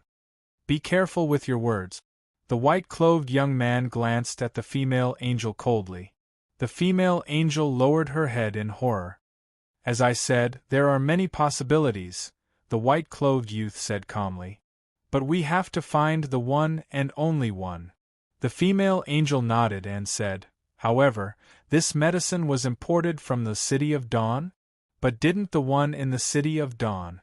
If that's the case, could it be that the City of Dawn has become a place of corruption? To the believers of the City of Dawn, the Star of Dawn just hasn't appeared yet." The white-robed young man said with an expressionless face, "Over the years, the City of Dawn has always provided the most wish power. I will give my approval to Mr. President, who is currently in charge of managing the City of Dawn." The female angel said, "But the Star of Dawn isn't here, and the holy light of the statue can't illuminate every believer in the City of Dawn. Perhaps it can't identify some." She nervously glanced at the white-clothed youth. Seeing that the other party didn't move, she cautiously said, "I have some ulterior motives. Let me see this medicine merchant who is in charge of selling the imported medicine." The white-clothed youth suddenly stood up. "Deal with this clinic first." He casually handed the destiny diary to the female angel. After the female angel received the destiny diary, she immediately sensed something. She was given the right to temporarily change Hank's destiny diary. Soon, Hank's clinic opened for business again. The patients in the waiting room raised their heads. Everything was normal. Dr. Hank, who was in the office, opened the door. Next, a Rose Mansion. In a dark guest room on the 3rd floor, a young girl's breathing could be heard clearly. It was very quiet. They should be far away by now. "We can go out now." The young girl, Jenna, turned around and looked at Luocio. "We need to get back to the village as soon as possible. This group of cavalry definitely did not come with good intentions. The Burgundians have already attacked us several times." Luocio thought for a moment and said, The fastest way to get to the village is to pass through the forest. But it's inconvenient for the cavaliers to move in the forest. I think Mr. Jacques and the others should be able to get back to the village in time to inform village chief Charles. Even if we know in advance, we won't be able to reduce the losses.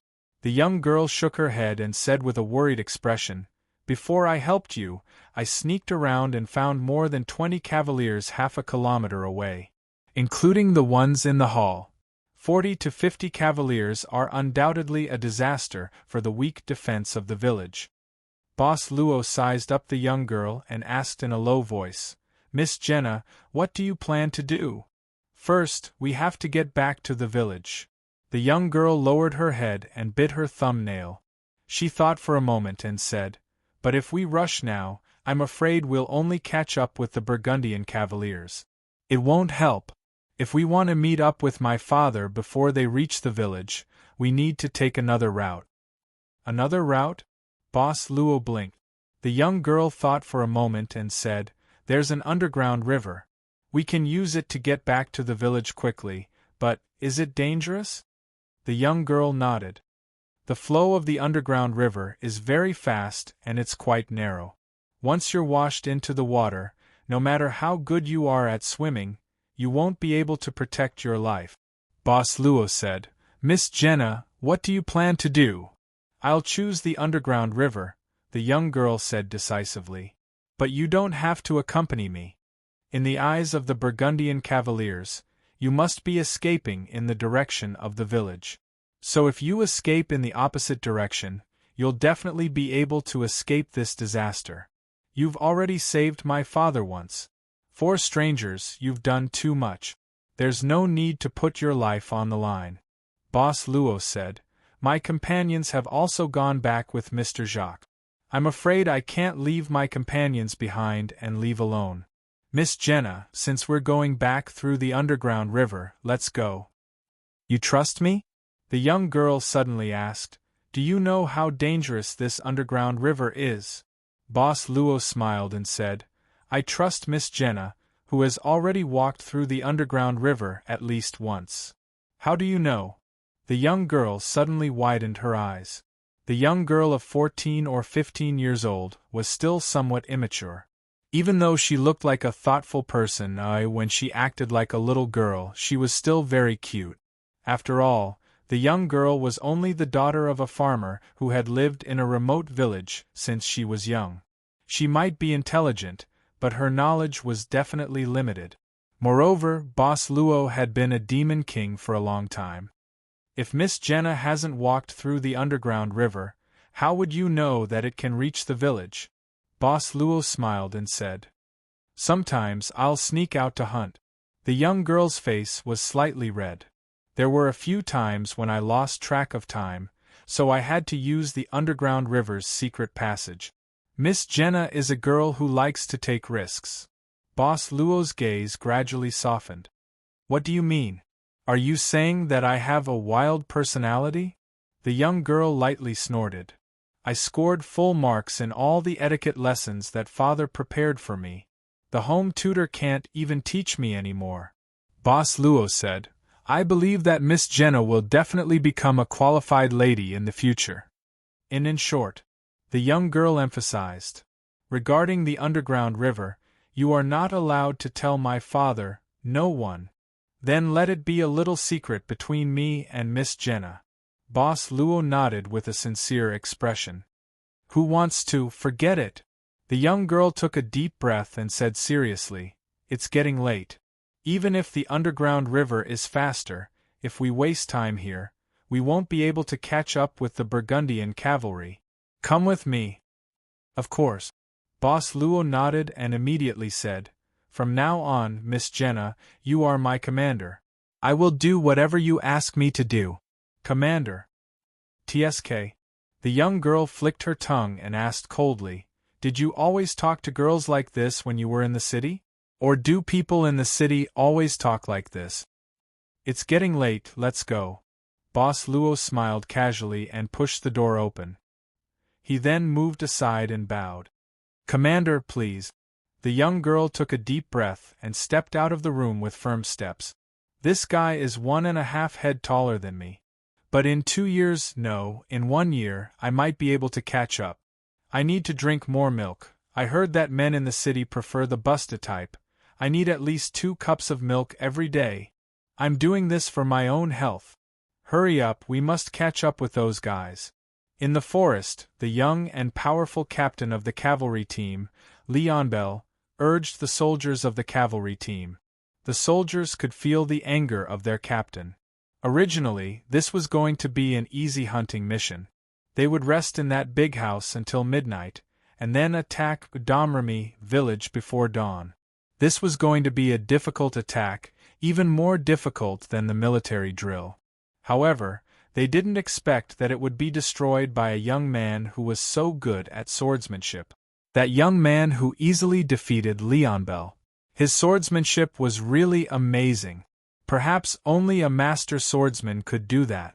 No one laughed at Unveil secretly, because if they were in his place, they would lose faster, more thoroughly, and more miserably. However, no matter how strong one person was, the charge of dozens of cavalrymen was invincible.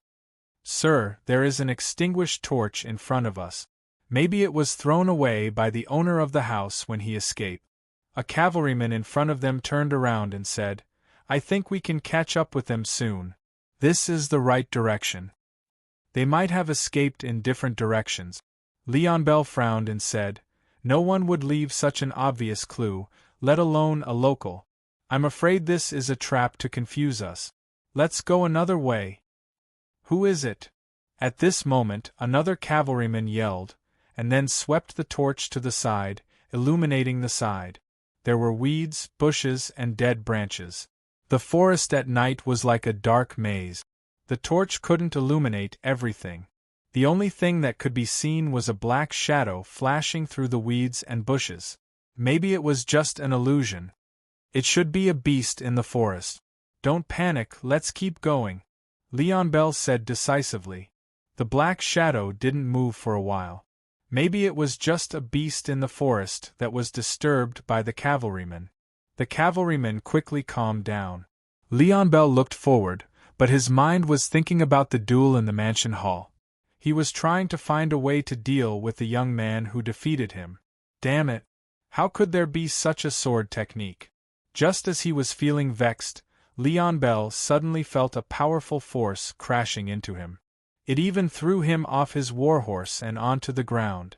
The horse was startled, and it instantly stood up and neighed. All the cavalrymen were shocked. What is this, a human? On the ground, their captain, Unveil, was being pushed to the ground by a fat middle-aged man in strange clothes. However, this middle-aged man's body was very strange. The man's face was ferocious, and his skin was cracked in many places. The cracked areas were emitting a strange orange light, like the color of flames. At the same time, a wave of heat spread out in all directions with this terrifying guy as the center.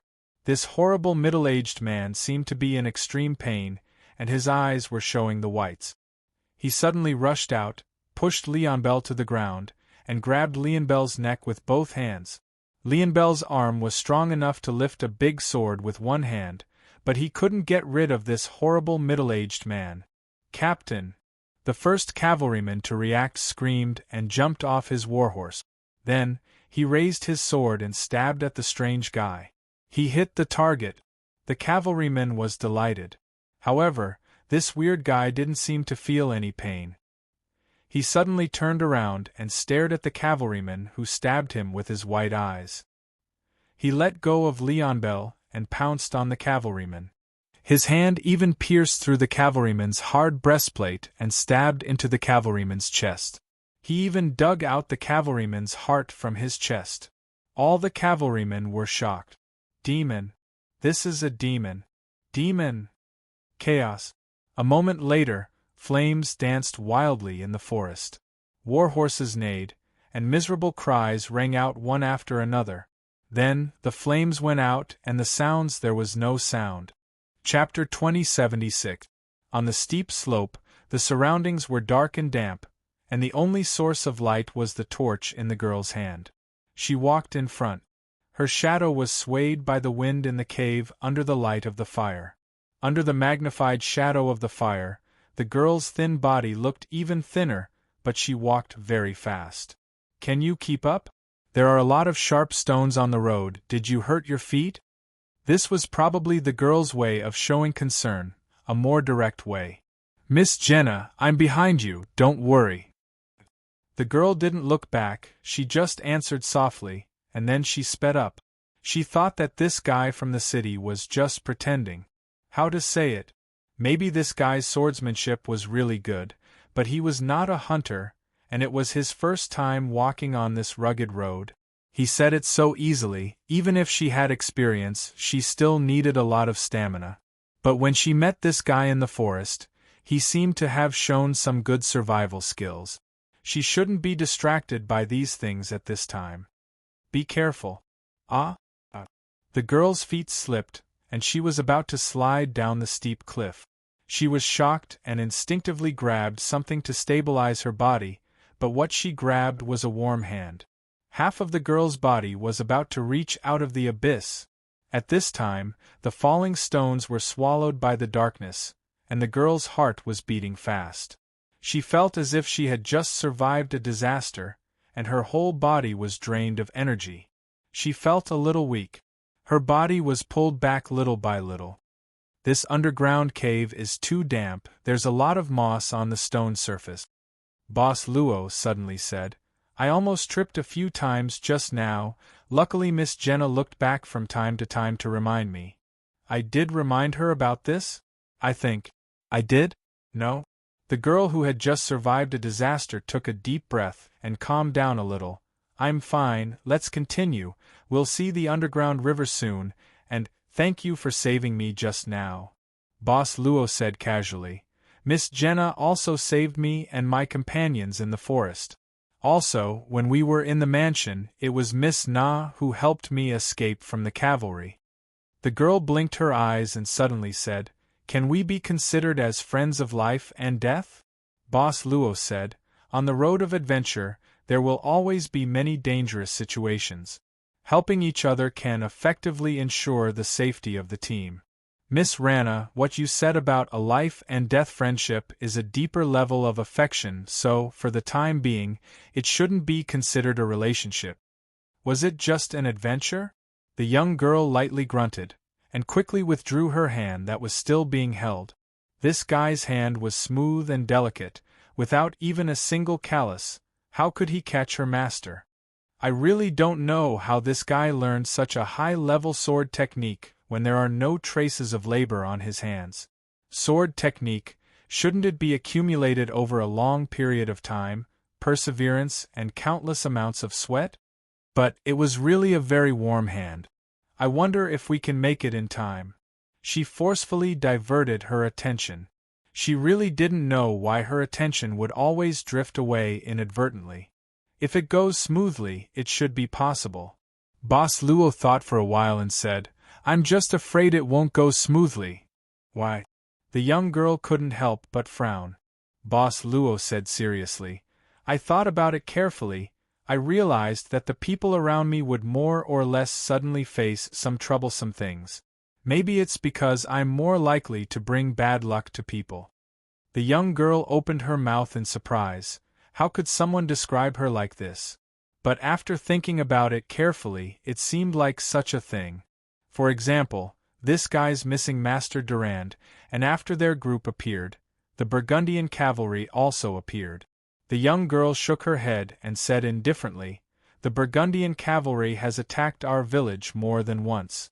In this area controlled by the Burgundians, Domremy village is the only area that still supports the French royal family. It's not strange that they want to eradicate us. You just happened to run into this matter. Why doesn't your village bow down to the Burgundians?"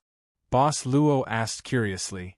"This place is remote enough, even if it's the royal family, I'm afraid they have long forgotten or even never heard of it. In troubled times, you should have a better choice." How can that group of people with Viking barbarian blood be a better choice under their rule? The young girl snorted coldly. The blood of freedom will never be slaves. If I wasn't a girl, I would have left the village long ago and joined the French army to chase this group of barbarians back to their ancestral Navia Peninsula.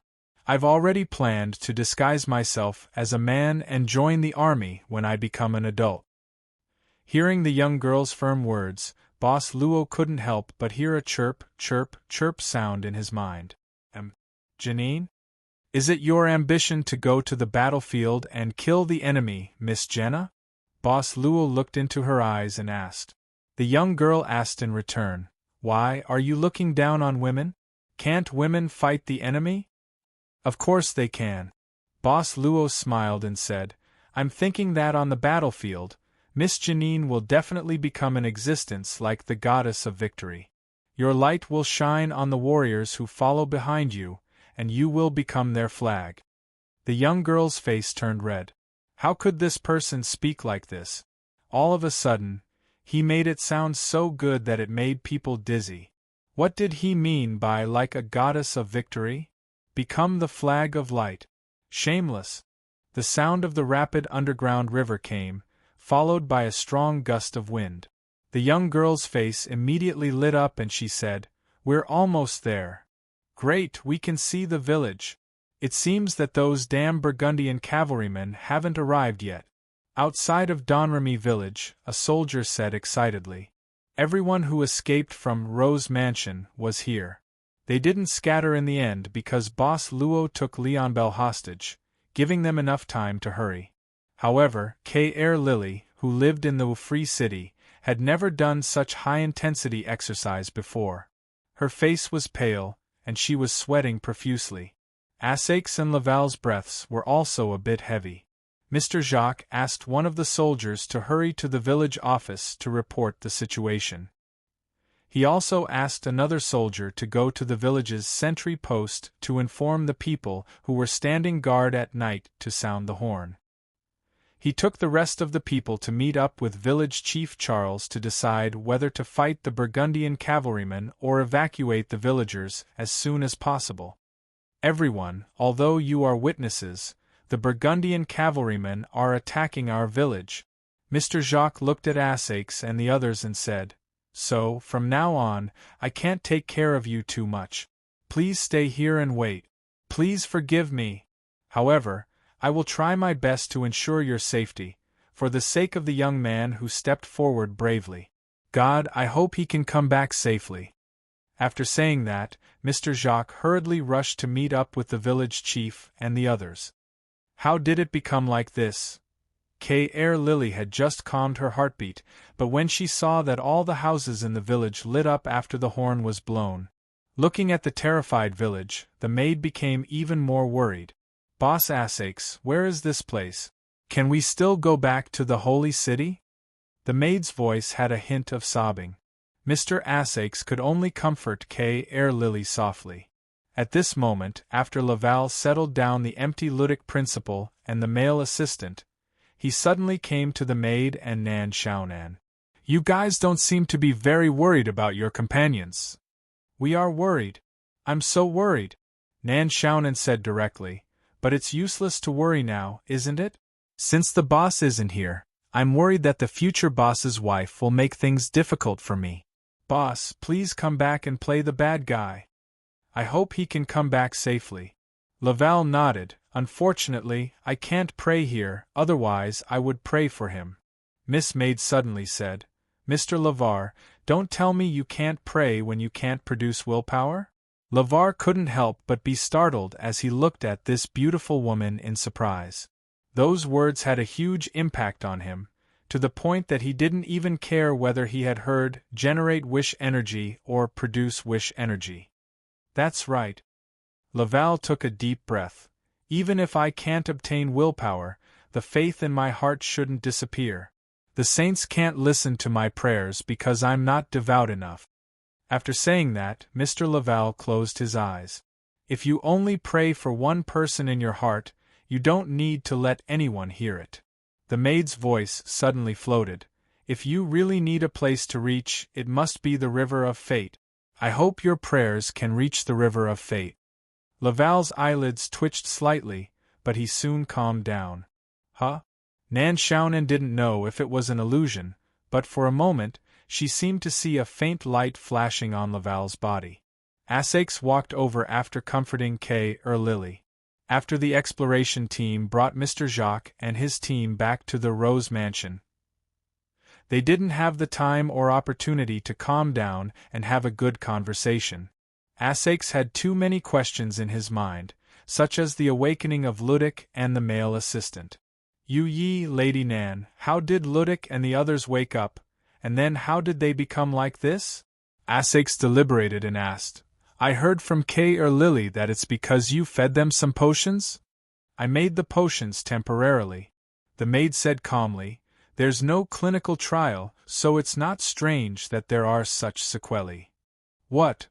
Mr. Assash's cheeks twitched slightly.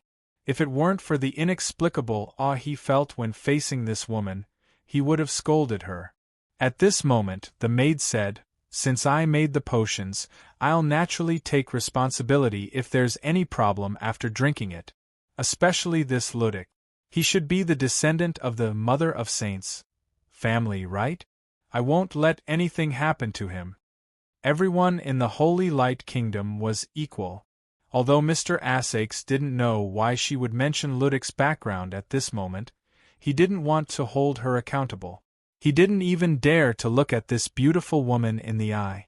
Damn, when his grandmother was still alive, her gaze wasn't as majestic as this. Sigh. Mr. Essex sighed at this time. I don't know when those Burgundian cavalry will come. I'm afraid this place can't resist them. I don't know if we can escape this disaster. And I don't know how Durand is now. The maid suddenly said at this time, there's an underground river nearby. If the village can't resist them, you can hide in the underground river. You can reach the other side of the valley by following the river. Really? Mr. Essex was overjoyed. He immediately reacted and said in surprise, how do you know? The maid walked directly to Ludic as if she didn't hear it. She opened Ludic's eyes with her fingers and observed his eyes. Essex could only roll his eyes. This beautiful woman seemed to be indifferent to everyone except for Mr. Luo. She only maintained a polite appearance. I'll go and see if there's anything to eat. Essex thought at this time, it takes strength to escape. You haven't eaten for a day. Then Seeing this, Nan Xiaonan quickly said, I seem to have nothing to do? If you don't mind, you can find something to eat and drink with me. Mr. Essex said helplessly. The light of the torch couldn't reach the other side of the river. Under the only light source, the river was flowing at a terrifying speed. The drop of this underground river should be not small. It was cold all around. The girl was waving the torch at this time, seemingly looking for something. Soon, the girl pulled out a big cloth bag from behind a big rock in the underground river. The girl directly inserted the torch into the ground, and then took out something like animal skin from the big cloth bag, which had been sewn. These are air bags made of animal skin. The girl said quickly, with the buoyancy of the air bags, we can quickly float to the vicinity of the village. I left a net and rope there, which will stop us when we float there. With this, the girl directly blew at the airbag. Only one airbag? Boss Luo thought for a while and said, then it seems that we can only share it. Indeed, there was only one. If they shared it, wouldn't they have to hold each other? Cough, cough, cough, cough. While blowing the airbag, the girl suddenly had a stroke. Chapter 2077. The size of the animal skin airbag was even smaller than an ordinary swimming ring, and it couldn't fit a person. It could only be hugged. Therefore, when it was used on two people, it was inevitable that there would be physical contact. The girl had never been in contact with a strange man. Even if it was a man from the same village, she would at most greet him politely, let alone in this situation. But there was no other choice. If they were to dwell on the issue of physical contact, it was likely to delay their return to the village. Why don't you hold my shoulders tightly? The girl said with a serious face. I have experience in controlling an airbag. It will be more convenient for me to take the lead. Boss Luo thought for a moment and went behind the girl. He hugged the girl from behind and wrapped his hands around her neck. Like this. Chirp. She felt that if she had a tail, it would definitely stand up at this moment, and even the hair on the tail would stand up. The sound in her ear and the feeling of being pressed against her back, it was really, You'd better grab my waist, no, grab my clothes. Waist would be very stimulating. No, waist would be too stimulating. It was a very sensitive place for the girl. She was most afraid of being tickled. It could be a life and death enemy. After doing it several times, Boss Luo finally got into the water with his arms around the girl's slender waist due to her helplessness. The water in the underground river is very cold. If you can't bear it, you must tell me. The girl took a deep breath. This was the instinctive reaction of suddenly jumping into the cold water. Breathing suddenly became difficult, but this symptom quickly subsided after the girl adapted to the temperature of the underground river. She even felt that the water in the underground river today was not as cold as usual. It was like an ordinary river on the surface, cool. How long will it take to reach the village? Boss Luo asked from behind. At this time, the rapid river water directly pushed the two people's bodies in the direction of the drop. The two sides of the river were winding and there were even sharp reefs in the river from time to time, but they were easily dodged by the girl's skillful swimming. She had probably used this underground river to travel more than a few times. Very fast. At most 15 minutes. The girl quickly said, "Are you okay? With Miss Jean here, I feel very safe." Maybe even sooner. The girl suddenly said, "The flow of the underground river today seems to be faster than usual, and the water level seems to have risen a lot. Not good." What happened? If the water level rises, we might not be able to reach the rope and net I placed in front of us. The girl looked alarmed. We will be washed further away. I was too careless. I should have prepared more before entering the water. Boss Luo thought for a moment and said, "How much has the river risen?" The girl quickly observed and said, "He's about 1.5 meters tall. He might be able to hook the rope with his feet, but there's only one chance. There's still time. We can think of a solution later. There is a forked river in front. One side leads to the village, and the other side leads to a cliff. It is like an underground waterfall. If you are swept to the cliff, you will be in big trouble." Boss Luo couldn't help but ask curiously, "Miss Jana, how did you know there was a cliff on the other side?" "I was curious once, so I rushed over there. Fortunately, before I fell, I was caught between the rocks by a tree trunk. After that, I didn't dare to go there again." "Miss Jenna is very adventurous." Boss Luo smiled at this time. Yu Yi basically didn't have this kind of spirit. She was used to arranging everything before taking action. She didn't like to have any mistakes in the middle. Her demand for error tolerance was almost infinite. "Are you reminding me that I have a wild temper again?" The girl glared at him. Really, what kind of person was this guy? What kind of situation was this? His life was about to be lost, but he still had the mood to care about such trivial things. "It's foggy," Boss Luo suddenly said. The girl subconsciously said, "Why is the underground river foggy? It's really foggy?" At this time, the girl looked at the dim river in front of her in disbelief.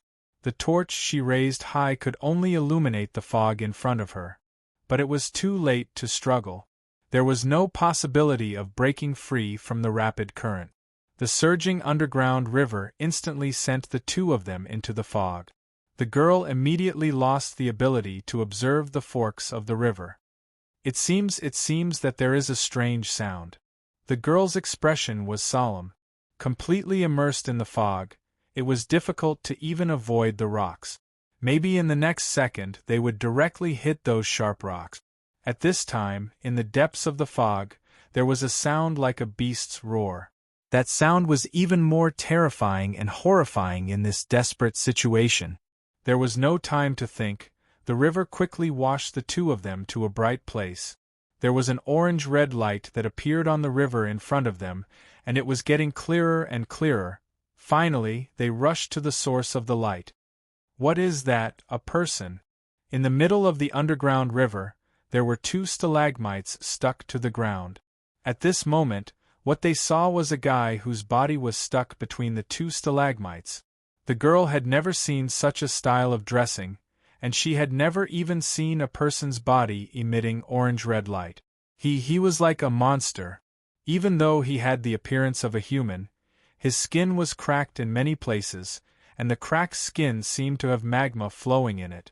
The river water that quickly brushed past made a sizzling sound, and then released a large amount of water vapor. This was the reason why the fog suddenly appeared in the underground river. Because there was a hot guy submerged in the river water. He seems to want to use this method to cool himself down. Boss Luo glanced at him. Maybe there is another reason. Shh. Let's try not to alarm this weird guy. The girl hurriedly said in a low voice. Hold on to me, I will try to go around this weird guy. This weird guy's body can instantly evaporate the river water. If we are scalded, the consequences will be unimaginable. Too late. Boss Luo shook his head. He found us. What? Shocked, the girl hurriedly looked at the weird guy stuck in the middle of the stalagmite. The good guy's tightly closed eyes suddenly opened at this moment, and then the weird guy revealed a smile. That kind of smile that stretched from the corner of the mouth to the root of the ears, revealing terrifying sharp teeth. Pounce. The weird guy stuck in the middle of the stalagmite easily climbed up the stalagmite in the middle of the river, and then pounced directly at the two people who were rushing towards it. Bang! The animal skin airbag was instantly pierced by the weird guy's sharp nails. Without the help of buoyancy, and facing the weird guy close at hand, the girl panicked and was immediately swept into the underground river water. The river water crazily poured into her mouth and nose. But at this moment, her foot seemed to be caught by something. The girl struggled to open her eyes. What she saw was an orange-red glimmer in front of her. That terrifying monster had actually grabbed the girl's ankle in the water, and the weird guy's other hand hooked onto the stalagmite, stabilizing its body in the rapids, and trying to drag the girl out of the water. The girl could only kick the weird guy's arm out of instinct. Mr. Durand. Suddenly, the girl seemed to hear a voice. It was the voice of the guy who was good at swordsmanship, and he seemed to be calling someone's name. But the river water slapped her ears, so she couldn't hear clearly. But the girl felt that the weird guy's hand that grabbed her ankle seemed to be loosening a little. She suddenly exerted all her strength, and finally succeeded in escaping from the weird guy's hand. But the river water suddenly washed her away. At this moment, a figure jumped into the river and hugged the girl tightly. They sank together into the dark river water, and the water under the river was even more chaotic. The girl felt that her body was being rolled, as if she was being dragged into an abyss. She couldn't breathe. She only felt that her body was rapidly falling. Finally, she heavily hit the water again, and the impact had directly knocked her out. She woke up in a scream. She sat up and looked around blankly. But it seemed that she hadn't completely woken up from some kind of chaos. Her eyes unconsciously fell on Luochio in front of her, murmuring, "I saw a Saint Michael, it gave me guidance." Saint Michael? Where is this? The girl suddenly woke up completely. She shook her head hard and then rubbed her forehead. "What did I say?" "You mentioned the name of Saint Michael," Boss Luo said calmly. "Who is Saint Mir? Why did I mention his name?" the girl asked with a puzzled look in her eyes. Boss Luo just shook his head, indicating that he didn't know. The girl had to continue rubbing her aching head. "Where are we now? Did you make this fire?" She even showed a look of disbelief. The place in front of her was a platform. This place was still in the underground river, and she could clearly hear the sound of the underground river waterfall. After encountering the weird guy with the orange light, they seemed to have been pushed to another fork. This place was probably a very far place after falling off the cliff. This was a place that the girl hadn't explored before. But she was still curious about how Boss Luo made a fire in this extremely humid place. Actually, I'm a mage. Boss Luo chuckled and said, I'm just an apprentice magician. After another 8 years, I can become a real magician. If you're a mage, then I'm a witch. The girl glanced at Boss Luo in annoyance. She thought he was a guy who was fastidious and a little rigid, but didn't lack city people's fancy words. So this guy also knew how to make such a joke? Miss Rana, can you find the way out from here? Boss Luo asked casually at this time. The girl's relaxed spirit suddenly tensed up. She looked around and finally shook her head helplessly. I've never been here before. But, if we go up, we should be able to find the way. I hope we haven't been washed far away, or else. The girl knew that it was unrealistic to rush back to the village after being washed to this place. She didn't even know how long she had been unconscious, but looking at the clothes on her body, they were already dry, obviously because of the baking. But this proved that a lot of time had passed. Maybe the village was under attack at this time. Let's go, let's find the way out. The girl suddenly took a deep breath, patted her cheeks with both hands and stood up. We can't just sit here and wait for death. With that, the girl focused her eyes and pointed to a direction in the dim environment. The terrain here should be up. Let's go in this direction first. Wait, do you hear something? Boss Luo said. I can hear the sound of the underground river waterfall in the distance. Not this, it's another sound. The girl closed her eyes and listened to something, then she suddenly took a step forward, but she didn't go in the direction of the higher terrain. It was another direction, the direction of the lower terrain. It's calling my name. As she took a step forward, the young lady let out a murmur. Her consciousness seemed to be completely drawn in, forgetting everything around her as she walked into the darkness. Boss Luo didn't interrupt the girl's state at this time. He just silently followed behind the girl. Behind them, the sound of the underground river waterfall became softer and softer. The road ahead gradually became narrower, but the river also disappeared unknowingly.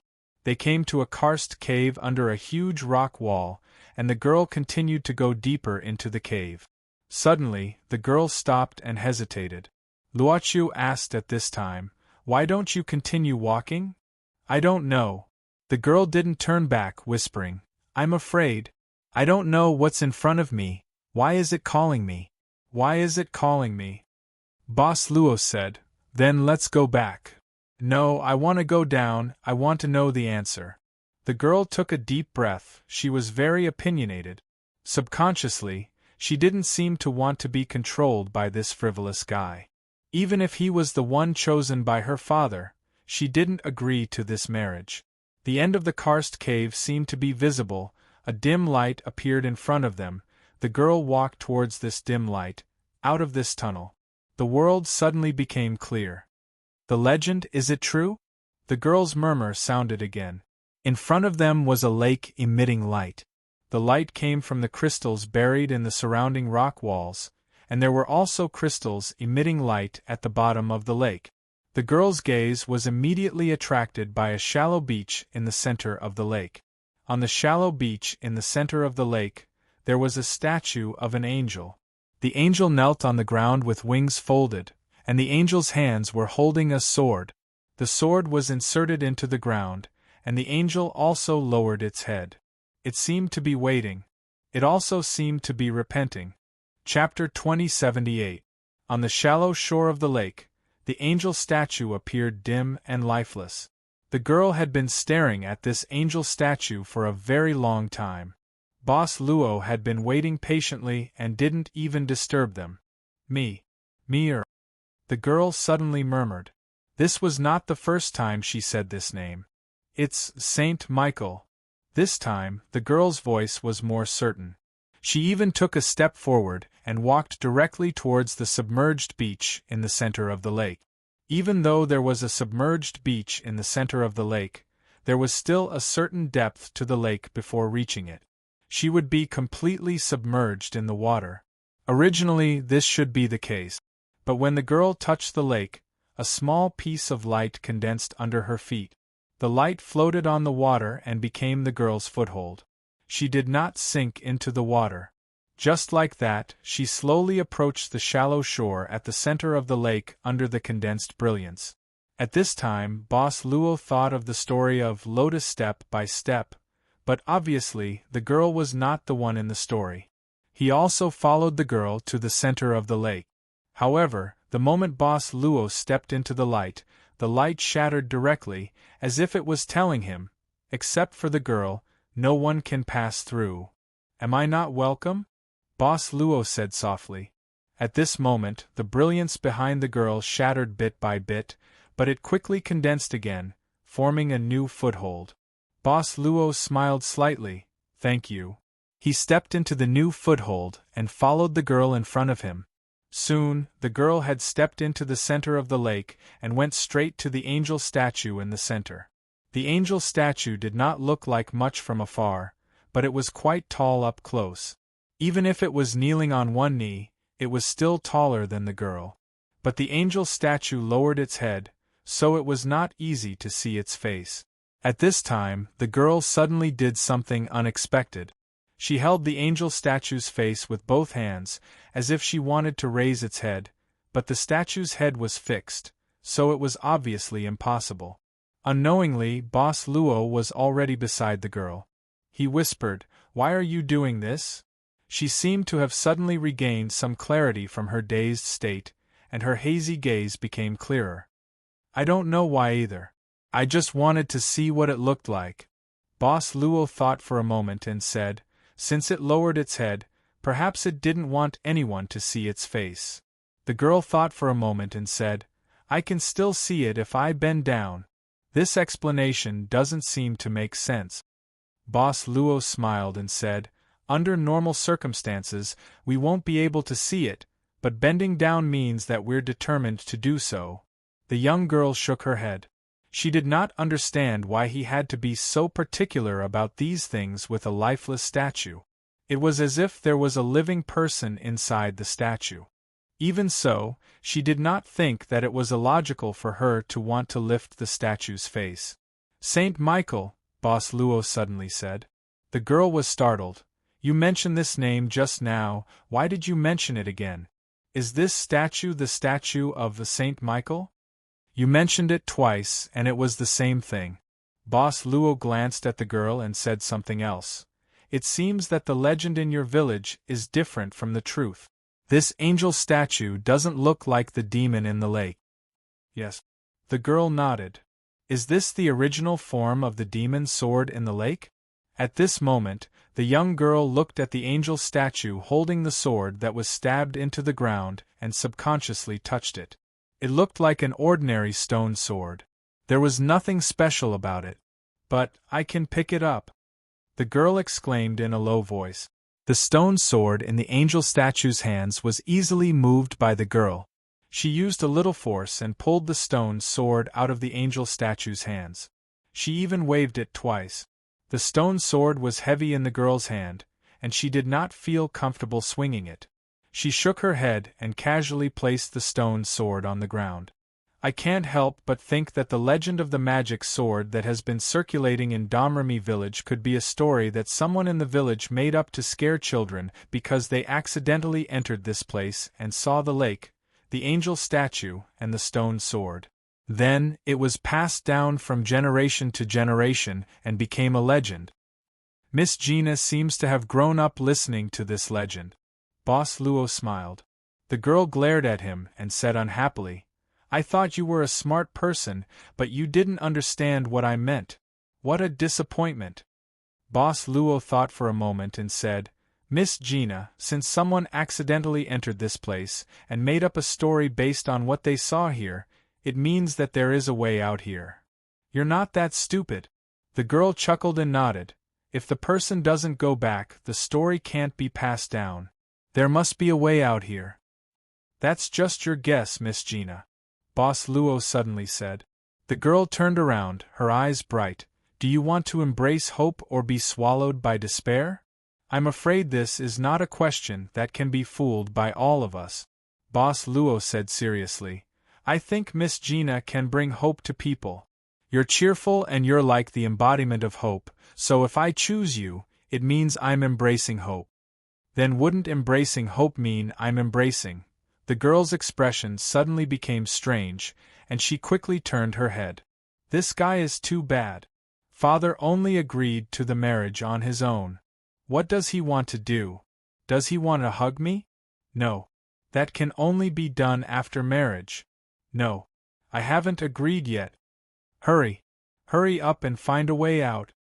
The girl hurriedly said, We've wasted too much time. Now is not the time to talk. There will be a chance in the future. In the future? Go over there. The girl pointed in a direction and said angrily, Don't waste time. Saying this, the young girl raised the stone sword in her hand and headed in another direction. But this time there was no light to support her body, so she quickly walked into the lake, and the lake water instantly flooded up to her legs. Strange, how did I come in here? The girl turned around with a puzzled expression and looked at the bad guy. The bad guy was still in the shallow water in the center of the lake, but its back was facing her, and it was looking forward. What's wrong? The girl frowned and looked away, then her expression changed slightly. Oh no! This weird thing is chasing us. At the entrance of the cave to this strange underground lake, a figure with cracks on its body was slowly walking toward them. This weird guy stepped directly into the lake and walked toward the shallow water. Its body was still blazing hot. The moment its body entered the lake, it caused the lake water to boil crazily, turning into a thick mist of water vapor. Maybe the legends aren't all made up, the young girl subconsciously thought, but she quickly shook her head to get rid of him. She shouted, Hurry up and leave. It's catching up. Hey! It seems that it can't come over, Luochu suddenly said. The girl didn't believe it.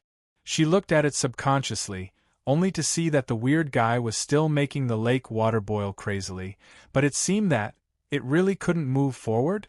She wriggled her body in the water and walked up to Luochu's side step by step. Bang, bang, bang. At this moment, the weird guy began to beat the water crazily, and the sound became louder and louder. At this moment, the girl finally saw that there seemed to be an invisible barrier around the shallow water, and because of the barrier, the weird guy couldn't get close. Is this the power of the angel? The girl subconsciously looked at the angel statue in the center and muttered to herself, This is a miracle. I saw a miracle. I saw Saint Michael. The weird guy was still beating the invisible barrier crazily, and it didn't hesitate to hit the barrier with its head, and its expression became more and more ferocious and terrifying. Boss Luo said at this moment, It seems that it won't come over in a short time. But at the same time we can't get out. We can't stay here forever. The girl shook her head and said, Even if it's safe here, we will starve to death without real food. Maybe it will break the barrier one day. Can we only leave this place by defeating this weird guy? Suddenly, the girl took a deep breath, clenched the stone sword in her hand, and raised it. Ms. Jenna, what do you want to do? Boss Luo asked at this moment. It's the stone statue that led me here. The girl seemed to have returned to that hazy state, and now she put her forehead on the stone sword. I'm praying to it. The power of the angel blocked the weird guy's entry, and the power of the angel may help me defeat it. Saint Michael, please listen to my heart. I, Jenna Dark, am willing to be the sword in your hand. Please give me guidance, give me courage, and give me strength. Boss Luo frowned at this moment. His eyes fell on the angel statue that bowed its head, and a strange light flashed in his eyes. He quickly returned to his original calm state, and said in a low voice, You're not her. At this moment, a ray of light was released from the stone sword and rushed to the sky. The light brought a powerful force. The water in the underground lake was instantly split by the light of the sword. The girl's eyes emitted a horrifying light, and she used her strength to slash down the stone sword in her hand. In an instant, the sword light transformed into a long curtain of light that directly swallowed the blazing monster in the lake. Amidst the light, one could clearly hear the blazing monster's miserable shrieks. The light instantly covered all the crystal lights in the underground lake, as if it had become a world of holy light. After a while, the separated lake water began to gather again, and suddenly became muddy. On the shallow beach, the girl was panting, and she used the stone sword in her hand to support her body. She seemed to have used up too much energy, and her face became extremely pale. At this moment, the stone sword had already concealed its radiance and returned to its ordinary appearance. Success! The girl looked at Boss Luo with surprise and excitement and said angrily, "I really defeated this monster. It's a Saint Michael who gave me this power." "Congratulations, Ms. Jenna." Boss Luo smiled faintly. "You've successfully embraced hope." Yes, maybe the joy of defeating the monster filled her heart, but the girl didn't care about the cold attitude of this unofficial betrothed. Maybe he was still in shock, and his heart couldn't calm down, so he couldn't react. Rumble! At this moment, a sound came from the rock wall in front of them, and then the rock wall began to crack. This was the place where the light released by the stone sword hit. A passageway that was neither too big nor too small was exposed after the rock wall was broken. At the same time, a whistling wind blew out from the passageway. The girl was excited. The wind! That means this tunnel can lead to the outside. That's great. Not only did we defeat the monster, but we also found the exit. This must be Saint Michael's arrangement. It's looking after us. Yes. Boss Luo smiled casually. It really seems like it's arranged. Let's get out of here. The girl excitedly walked to Boss Luo's side. She subconsciously grabbed his hand and pulled him into action. "Ms. Jenna. What's wrong?" The girl turned her head. Boss Luo said, "We have to swim over. If you pull me and hold the sword, I'm afraid you'll sink." "You're right."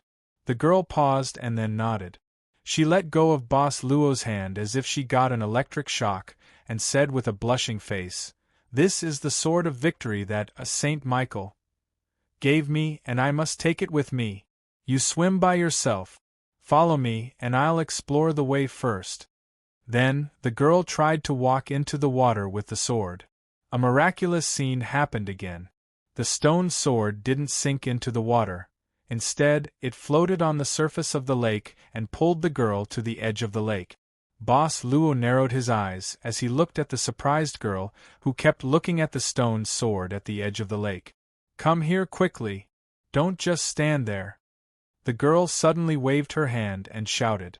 Boss Luo nodded and walked into the water. But at this moment, the water level of the lake started to drop rapidly, and even formed a huge whirlpool. The lake water started to flow into the whirlpool, and the water level crazily dropped. After a short while, the entire underground lake was drained. Boss Luo walked to the edge of the lake calmly. "This must be a gift from Saint Michael." The girl looked at Boss Luo, who walked to her, and couldn't help but mutter to herself, "Since it's a gift, it must want you to return to the village as soon as possible." Boss Luo said casually, "Ms. Jenna, let's go." "You're right." The girl nodded. Looking at the girl's confident manner, she directly rushed into the passage created by the impact of the light. Boss Luo suddenly looked back at the angel statue in the center of the lake. "I'm starting to hate this place." Crack. Instantly, a long and thin crack appeared on the back of the angel statue in the center of the lake. At this moment, Luocho casually glanced at the bottom of the lake where the water was drained. He stretched out his hand and snapped his fingers before turning around and walking into the tunnel. At the bottom of the lake where the water was drained, a hand suddenly reached out from the mud. There were many cracks on the arm. The cracks were like flowing lava, emitting a blazing aura in all directions. Freedom City. In front of an office building in a bustling commercial area, 3 faint lights quietly landed on the rooftop of the building. They were the white-clothed young man and the 2 high-level angels. The female angel quickly said, "According to Dr. Hank's Destiny Diary, the merchant who sells imported drugs works in this building." The white-clothed young man nodded calmly and was about to speak. Suddenly, his face slightly changed. His face instantly turned pale, and then he spat out a mouthful of golden blood. "Master!" The two high-level angels were instantly terrified and shocked. Chapter 2079. They had always followed the white-clothed youth to conquer the subworlds of different realms and spread the glory of the Lord. In their hearts, the white-clothed youth's existence was perhaps even higher. At this moment, seeing the white-clothed youth suddenly spit out a mouthful of blood, how could the two high-level angels not be shocked? "My lord! What happened? Did Taoist Lu Ya's sneak attack when we were conquering the West Star subworld relapse?" The female angel was so anxious that she accidentally revealed the defeat of the Heaven Army at the front line. On that day, the Heaven Army was attacked by the sovereign organization of the Transcendents, causing a large scale of damage to the Heaven Army. Later, the glory of the Lord shone, and the attackers were repelled. After receiving the news, the archangel who was in charge of the Heaven Army immediately pulled back the front line and returned to the Heaven Army with his personal guard. The archangel had returned as soon as she received the news, and immediately restored order to the chaotic heavens sanctum. However, even the other seraphim did not know that the archangel had once suffered a hidden loss in the development of a certain subworld. The archangel returned to the Heaven Army for two reasons. On one hand, he wanted to shock the crazy Transcendents, and on the other hand, he wanted to recover from his injury.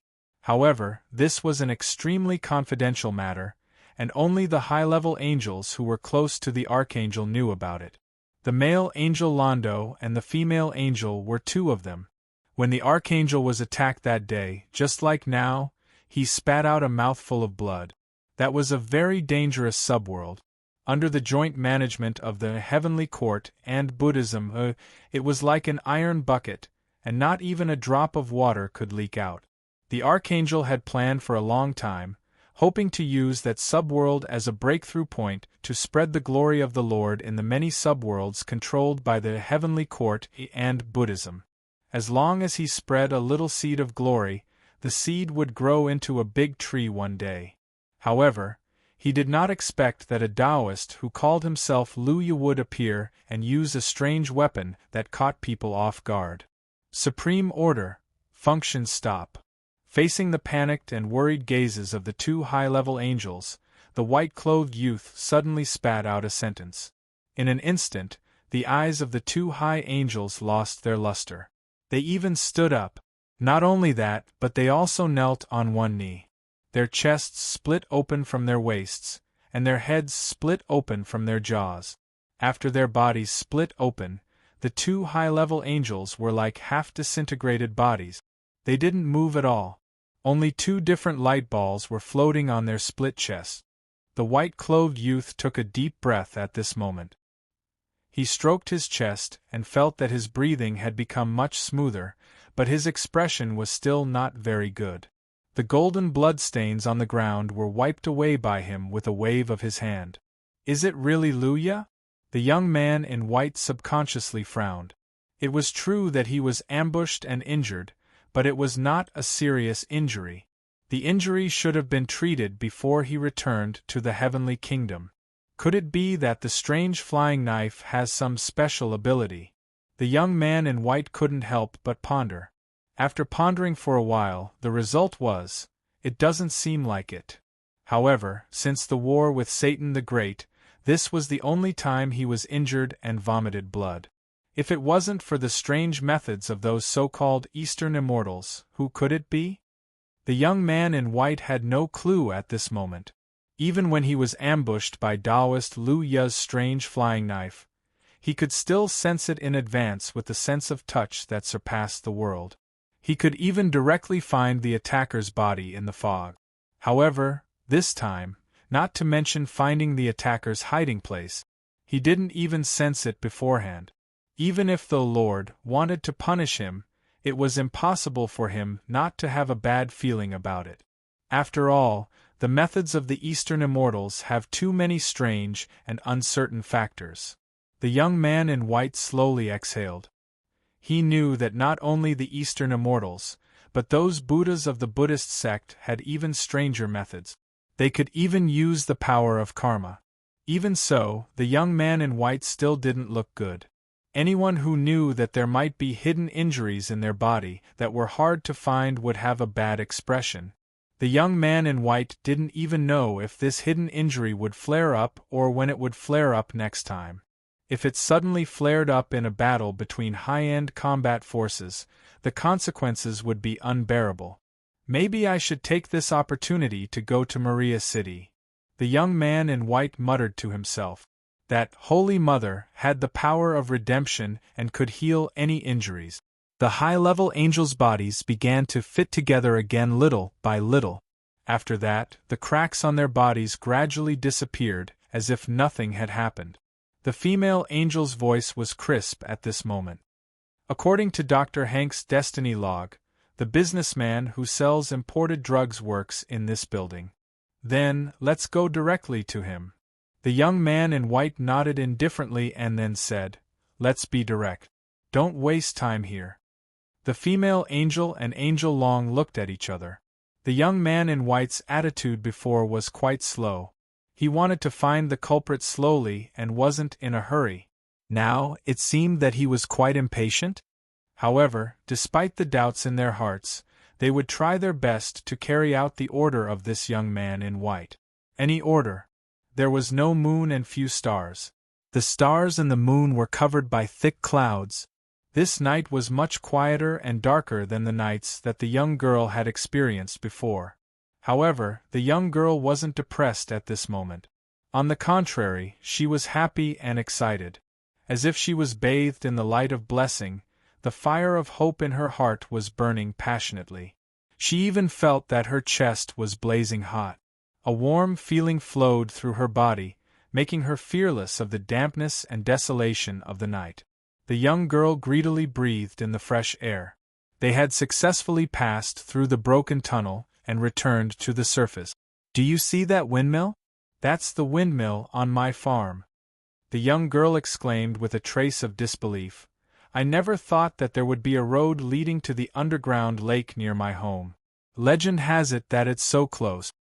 "If it's a legend that's close to you, it's just a story." Boss Luo smiled casually at this time. Looking at the situation, those cavalrymen shouldn't be here yet. The young girl nodded. Indeed, although the lights are on in the village, it looks quiet. If it was attacked, it wouldn't be like this. The Burgundian cavalrymen always set fires. Those cruel and inhumane fellows. Boss Luo said at this time, "The village seems to be on alert. Mr. Jacques and the others should have returned with the news. Miss Jenna, this place is so close to your farm. I suggest you go home first." "Why?" The young girl looked at the fiancé that her father had promised her with puzzlement. "I can help to fight against those cavalrymen. I even have the power of the sword of victory. I can defeat them." With the support of divine power and the sword of victory in her hand, the young girl named the stone sword the sword of victory. Under this effect, she was unprecedentedly confident. She even felt that she was stronger than an adult, especially an adult man. Boss Luo saw this. In fact, he actually summed up the young girl's state as, "She was arrogant." "Of course, I don't mean to deny Miss Jenna's power." Boss Luo smiled and said, "But I think as a father, Mr. Jacques wouldn't want to know that his daughter had secretly followed him all the way, and even went through the underground river passage and the underground lake. So many adventure stories." The young girl stuck out her tongue subconsciously. No matter how arrogant she was still a young girl in her teens. The majesty of her father was a monster that confidence could not defeat. The young girl immediately pulled Boss Luo's sleeve and said with a slightly red face, Will you help me keep this a secret? A secret between the two of us."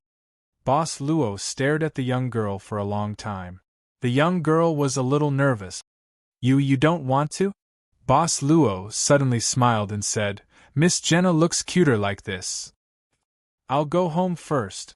The young girl lowered her head, tightly holding Sword of Victory in her arms and rushed out. I'll go to the village after changing my clothes. Wait for me. Seeing the young girl's figure getting farther and farther away, Boss Luo also walked toward the village at this time. On the windmill not far away, there was a pair of eyes quietly sizing up the two separated figures on the ground, until the two figures on the ground also disappeared from the line of sight. The windmill was slowly turning, and the owner of the line of sight was sitting on the highest railing, gently swinging her little feet. A young girl. There seemed to be something like cream stuck to her chubby little face, and the aroma of desserts. The scenery here is really good. Suddenly, a voice came out from the silence. It was Boss Luo's voice. She was sitting on the railing and swinging her little feet. Like a frightened little animal, she panicked and fell from the railing. She was about to fall under the windmill. This place was really high. But soon, the little girl who was supposed to fall off the windmill slowly rose up, or rather, she floated up. Behind her back, there was a pair of small palm-sized wings that were flapping vigorously. The little girl looked as if she was being lifted up by someone by the back of her clothes. She rotated horizontally in midair, adjusting her body. Soon, the little girl saw the bad guy who suddenly spoke behind her and scared her. The little girl widened her eyes and her chubby cheeks puffed up. This should be the second time we've met. Luo Qiu walked closer at this time and looked at the angry little girl with a chuckle. The little girl snorted and then turned her face away. She even raised her hands, looking like she wouldn't forgive him if he didn't apologize. Did I scare you? Boss Luo said softly. The little girl snorted again. This time, she turned her face to the other side and raised her chin. But you have been peeping at us, haven't you? Boss Luo said again. The little girl didn't turn her face away, but her eyes turned. Then let's treat it as a tie. What do you think? Boss Luo asked with a smile. The little girl turned her face around, pulled her eyelids with her fingers, stuck out her tongue, and made a face. After that, the little girl floated backward. After floating for a short distance, the little girl soon disappeared into thin air. Boss Luo didn't chase after her. He just walked closer to the railing. He pressed his hands on the railing and looked at the lights of Donremy village, not far away. He muttered to himself, so, it was painted here. From here, the Dongremy village in front of him looked exactly like the landscape painting where the Rose Mansion had disappeared. She was at the place where she stored the tools used to climb the walls, young girl Jean.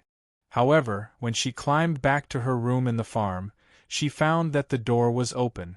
At this moment there was no one in the big house, even the servants were gone. The young girl sighed with regret.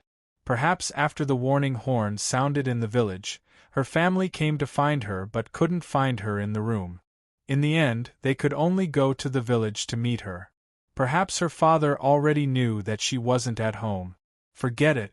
She would just say that she couldn't sleep at night and went out for a walk.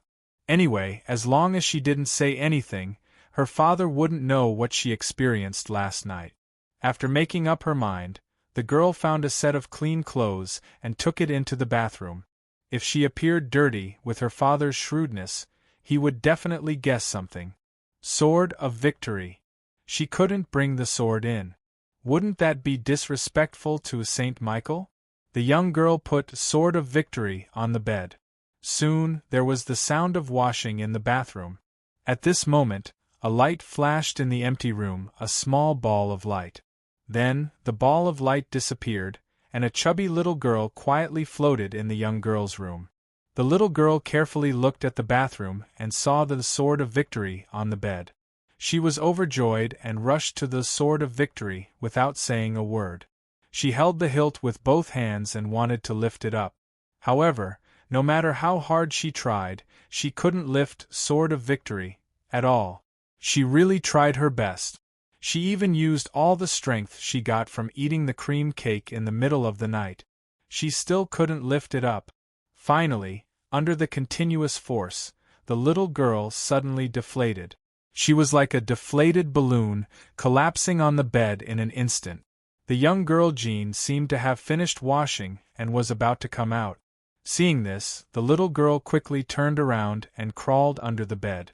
After washing up, she only put on a thin nightgown with nothing inside. Her hair was simply washed, but because it was short, it was dry after a casual wipe. She lay on the bed and stretched her body. When her arm touched Sword of Victory, she suddenly sat up and raised a Sword of Victory with both hands. She muttered to herself, "I'm the light of victory, I'm the guide of light." So embarrassing. The young girl covered her face. "No, no, change it. I'm the pure white flame messenger." "Ah, it's still too embarrassing, change it." At this moment, the young girl suddenly felt a sharp pain coming from her ankle. It was like she was bitten by something, and the pain made her quickly jump up. However, when she lay down, she didn't find anything under the bed. Strange, this bite mark doesn't look like a rat's. The young girl frowned. While she was puzzled, the door was suddenly pushed open, and a woman in her 30s looked surprised and happy. "Miss, you're finally back. Where did you go? We searched everywhere but couldn't find you." Everyone in the house had gone to the village. "Madam asked me to wait for you here. I was afraid, so I hid. I just heard a voice upstairs. I've finally been waiting for you, Miss Jenna." I went for a walk." The young girl's expression was stiff. Okay, it's a walk, right? I got it." The maid shook her head at this time, then quickly walked into the room, and then skillfully took out the clothes from the cabinet in the room. She even found a wig with long hair and threw it on the bed. "Hurry up and change your clothes. Master is waiting for you in the village." I got it. Chapter 2080. The name of the pharmacist was no longer important. Under the command of the white-clothed young man, Angel Londo walked into the office of the pharmacist. "Who are you? I don't think I know you. What do you want?" Londo was shocked. Anyone would be shocked to see a guy without a mouth barging into their office. "Accept the judgment of the holy light, lost sheep," Angel Londo murmured in his mind and reached out to grab the destiny diary of the pharmacist. After that, the white-clothed young man, accompanied by the female angel, walked directly into the office. Angel Londo quickly handed the destiny diary to the white-clothed young man. The white-clothed young man didn't sit down but opened the diary to read. After a while, the white-clothed young man frowned. He closed the diary and said in a deep voice, "Nothing. My lord, what is it?" The white-clothed young man said expressionlessly, "This pharmacist is the same as Dr. Hank. There's nothing in the destiny diary about this type of prohibited drug. He only treats this drug as a legitimate drug and imports it from the City of Dawn at a low price." "This?" The female angel frowned. "Do we have to find the manufacturer of this drug? The City of Dawn. Are we going to the City of Dawn next?" The white-clothed young man thought for a moment and said, "The City of Freedom's account book needs to be checked. I came for this matter. Now that I'm delayed because of the prohibited drug, you stay here and check for me. I'll take Londo to the City of Dawn." Then, the white-clothed young man waved his hand, and a beam of holy light shot into the female angel's body and formed a special golden mark on her forehead. "When the saint of the City of Freedom sees you, he'll know that you're my emissary. Go." "Yes, my lord." The female angel turned around and left respectfully. The white-clothed young man glanced at Angel Londo and said calmly, "Come with me. Your punishment will be suspended for now. We'll deal with you after we leave the Holy Light Kingdom." Angel Londo's mouth that had disappeared appeared again. It was uncomfortable not being able to speak, and he felt much better now. Angel Londo looked delighted. "Thank you, my lord. I'll be more careful with my words in the future. Shall we head to the City of Dawn now?" The young man in white pondered for a moment and said coldly, "No, let's go to Maria first. The City of Maria. The city of the one known as the Holy Mother." Langdo was startled. He vaguely thought of something, but his mind was blank. There was no memory to support this faintly discernible inspiration. However, he didn't dare to ask too much and only responded respectfully. After the female angel left the office building, she arrived at the saint's residence in the Freedom City. Originally, this female angel planned to meet the saint of the Freedom City directly, but she didn't expect the saint to be discussing the art of painting with a few artists. The female angel had already given a hint, but the saint of the City of Freedom delayed until an hour later. Only then did he end the art salon in a hurry and arrive. After all, the saint of the Freedom City was recognized by the Lord of the Kingdom of Heaven, and he was a holy existence on the same level as the seraphim. Even though she was a little dissatisfied, the female angel didn't show any disrespect after seeing this saint. Even though she had the mark of the white-clothed young man on her, and was his representative, she was even more respectful toward him. The saint in front of her was a great existence who had a holy angel legion in the kingdom of heaven. The holy angel legion was called Wings of Freedom, and even the archangel who ruled over all the angels couldn't directly mobilize it. The Wings of Freedom had been guarding a subworld that was extremely important to the kingdom of heaven, and they wouldn't be mobilized easily. However, the Wings of Freedom's combat strength was in the top 3 of all the angel legions in the kingdom of heaven. Once they were mobilized, it would be a world-destroying war. The saint in front of her was the owner of the Freedom City, of the Holy Light Kingdom, and he was also the general of the Wings of Freedom in the kingdom of heaven. He was a great existence who was comparable to the young man in white, and she didn't dare to act presumptuously in front of the saint.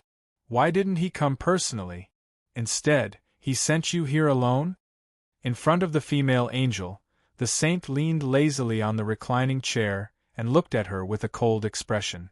The female angel didn't dare to neglect and quickly said, "Saint, my lord has some other things to deal with, so he sent me here to investigate the account of the Freedom City's willpower." "Other things?" The saint looked surprised and asked curiously, "What else is more important than the investigation? Is it the Dawn City rebelling, or is it more direct? Is it the Blazing Sky City's internal division?" The female angel's expression couldn't help but change slightly. What this sage said was already one of the most taboo things in the entire kingdom of heaven.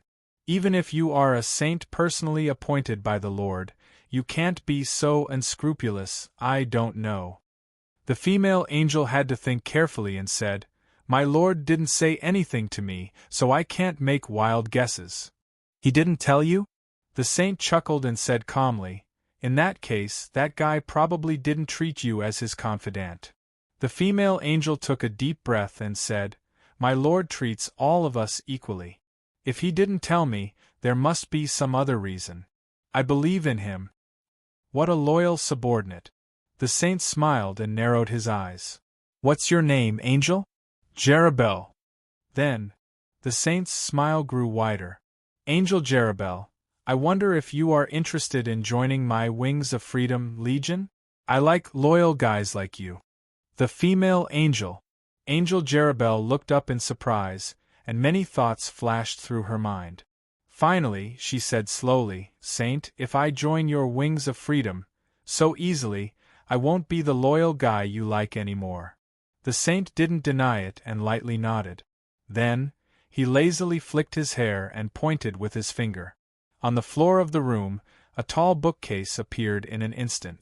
The saint changed into a more comfortable position on the reclining chair, yawned, and waved his hand. "It's all here. Take a look at it yourself. I'm going to take a nap." "Take a nap here?"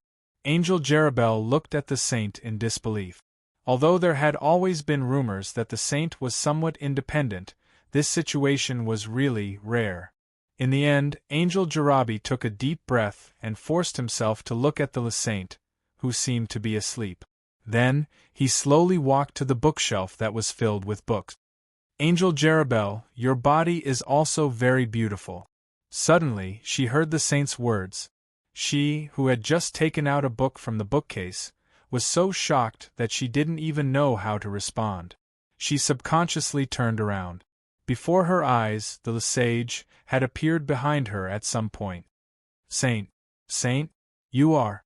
Angel Jerubel was shocked at this time. The saint directly reached out his hand and lifted Angel Jerubel's chin. He directly pressed his red lips on her lips. At the same time, the holy light mark on her forehead suddenly jumped as if it was burning. But at this time, a cold energy suddenly covered this holy light mark, and the restlessness of the holy light mark gradually calmed down. Angel Jerabi's eyes widened, and all his thoughts almost stopped because of this saint's sudden action, stopped. Angel Jerubel was completely stopped. She even lost the ability to think. She slumped to the ground like a pile of mud. Her eyes even became hollow. The sage lowered his gaze and looked at the doll-like body. Unfortunately, it's just an angel's body. The saint slowly wiped his lips at this time and chuckled. It's a bit wasteful. After that, the saint slowly walked back to the reclining chair, lay down again, and pondered. I need help, she suddenly said. She was making a decision that even she thought was crazy, and she didn't hesitate at all. If I don't want to be a puppet, then I can only choose to save myself.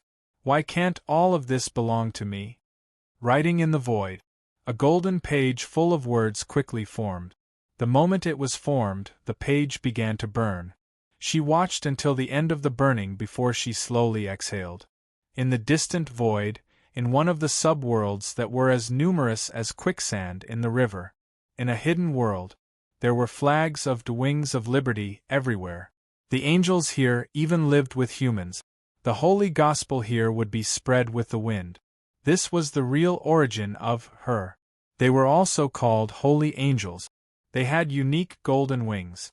They were the embodiment of holy light in this world. Even miracles could be seen everywhere.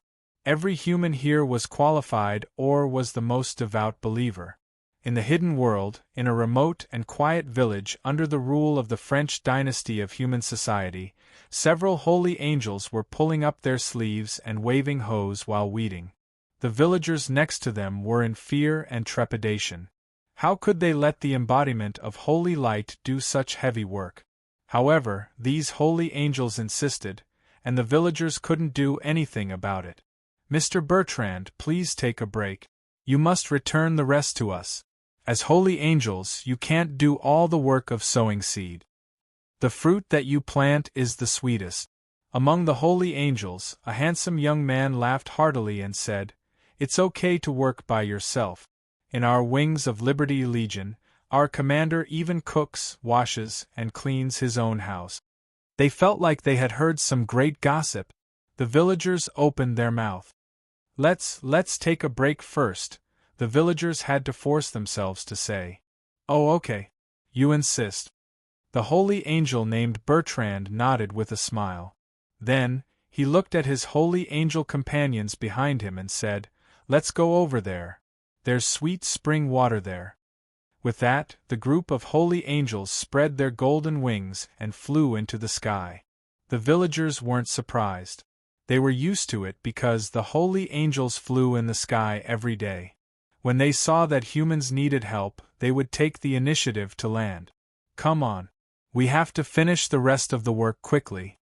A leader of the villagers quickly said, Otherwise, when the holy angels come back, they will steal our work again. Laziness is a sin.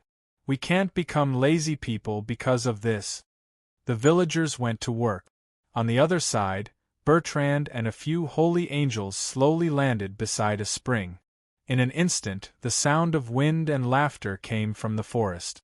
It was the laughter of the little elves in the forest. But at this moment, a flame that looked like a red lotus suddenly appeared above the spring. The group of holy angels instantly withdrew their relaxed expressions. It's a handwritten order from the saintess. Holy Angel Bertrand said in a deep voice. He slowly walked toward the red lotus fire. In the flame, a golden page slowly floated out and finally fell into the hands of Holy Angel Bertrand. Is it really a handwritten order from the saintess? Another holy angel said in surprise. The saintess is in the Holy Light Kingdom. She hasn't given us a handwritten order for a long time. I thought the Saintess had forgotten about us. What are you talking about? Holy Angel Bertrand glared back.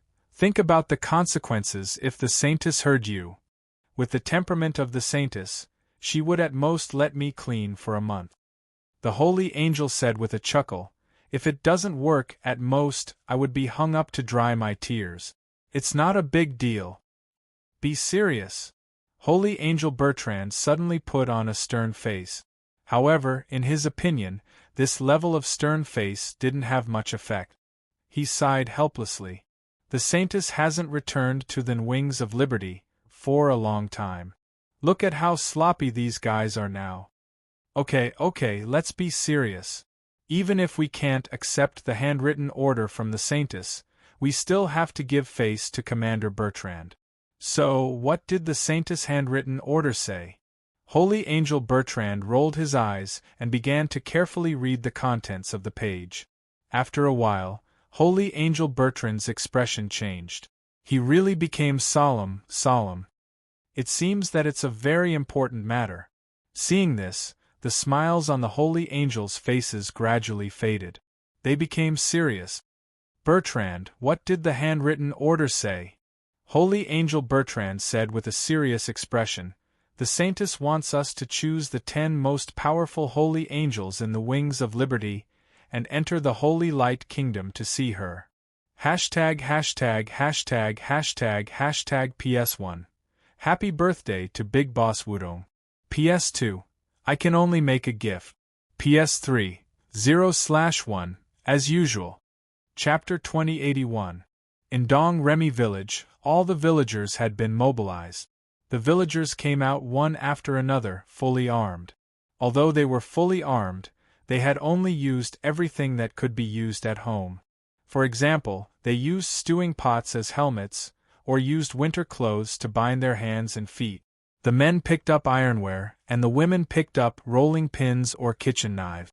It seemed that the villagers were quite experienced in this kind of situation. Although they seemed to be in a hurry, they didn't panic.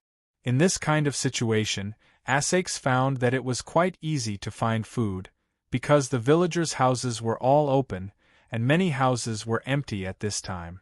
The villagers had already gathered. With this much, it should be enough. At this time, Mr. Asakes touched the spoils in his hand, looked at Nan Xiaonan, and said, "Let's go back first, Lady Nan." "Okay." Nan Xiaonan nodded. On the way to find food, Nan Xiaonan and Asakes didn't talk much. Mr. Asakes seemed to have a lot on his mind. At this time, because they found enough food, he looked a little better. But only a little better. "Boss Asakes, are you worried about that ludic principle?" Nan Xiaonan asked tentatively at this time. "I heard that you have a good relationship since you were young." "Bad relationship," Asakes said straightforwardly and seriously. Nan Xiaonan immediately said, "The sage should have said that we should get along well, love and help each other." "No, the sage didn't say this. Either you've remembered it wrongly, or you've interpreted the holy words wrongly," Mr. Arthas said sternly. "Either you've remembered it wrongly, or your interpretation of the holy words is wrong." Nan Xiaonan was speechless. How did she know whether the sage said it or not? Usually, he would say it. Since he was a sage, wouldn't he preach? "Maybe I remembered it wrong." Nan Xiaonan could only smile awkwardly and say, "It should be the saints of the other 7 capitals who said something similar." Asakes did not refute this time. The reason for this was very simple. He was not familiar with the other 7. Was it a lie? Nan Xiaonan observed Asakes's expression. This time, she carefully considered her words before slowly saying, "Boss Asakes, what do you plan to do if we can't leave this place?" Asakes said, "Then we can only continue to live here. We can't commit suicide. If we commit suicide, our souls won't be able to ascend to heaven. Even if we're in a dangerous place, we have to stay strong and survive. But here, you can't even pray to obtain the power of will." Nan Xiaonan quickly said, "I just took a look, and I found that the people in this village don't seem to have much faith. In fact, Asakes had also found it. He had roughly looked around the village, but he couldn't find a place like a church. Even when he sneaked into the houses to look for food, he didn't find any convenient prayer facilities in the houses. This may be a place with poor faith. Mr. Asakes said thoughtfully, "When I was young, when I traveled with my teacher, I heard that there would be some places with poor faith. Even the holy light of the 7 capitals couldn't shine on them. What if this place is not even the Holy Light Kingdom?" Nan Xiaonan suddenly asked. "You're more worried about your own situation, Miss Nan." The Arthakis boss suddenly looked at her. Nan Xiaonan blinked her eyes in surprise. She didn't mind that her intentions had been seen through. What she was surprised about was that Boss Ashatha's line of thought seemed to be somewhat inconsistent with the main theme of the entire Holy Light Kingdom. How should she say it? If every resident of the Holy Light Kingdom was a model human with an almost perfect personality, then Mr. Asakes was obviously the imperfect one. Or, he had some defects? Is there anything wrong with that? Nan Xiaonan said, "Of course I will think about my own safety, and when danger comes, the first thing I will think about is myself. This is human nature, human instinct, what's wrong with that?"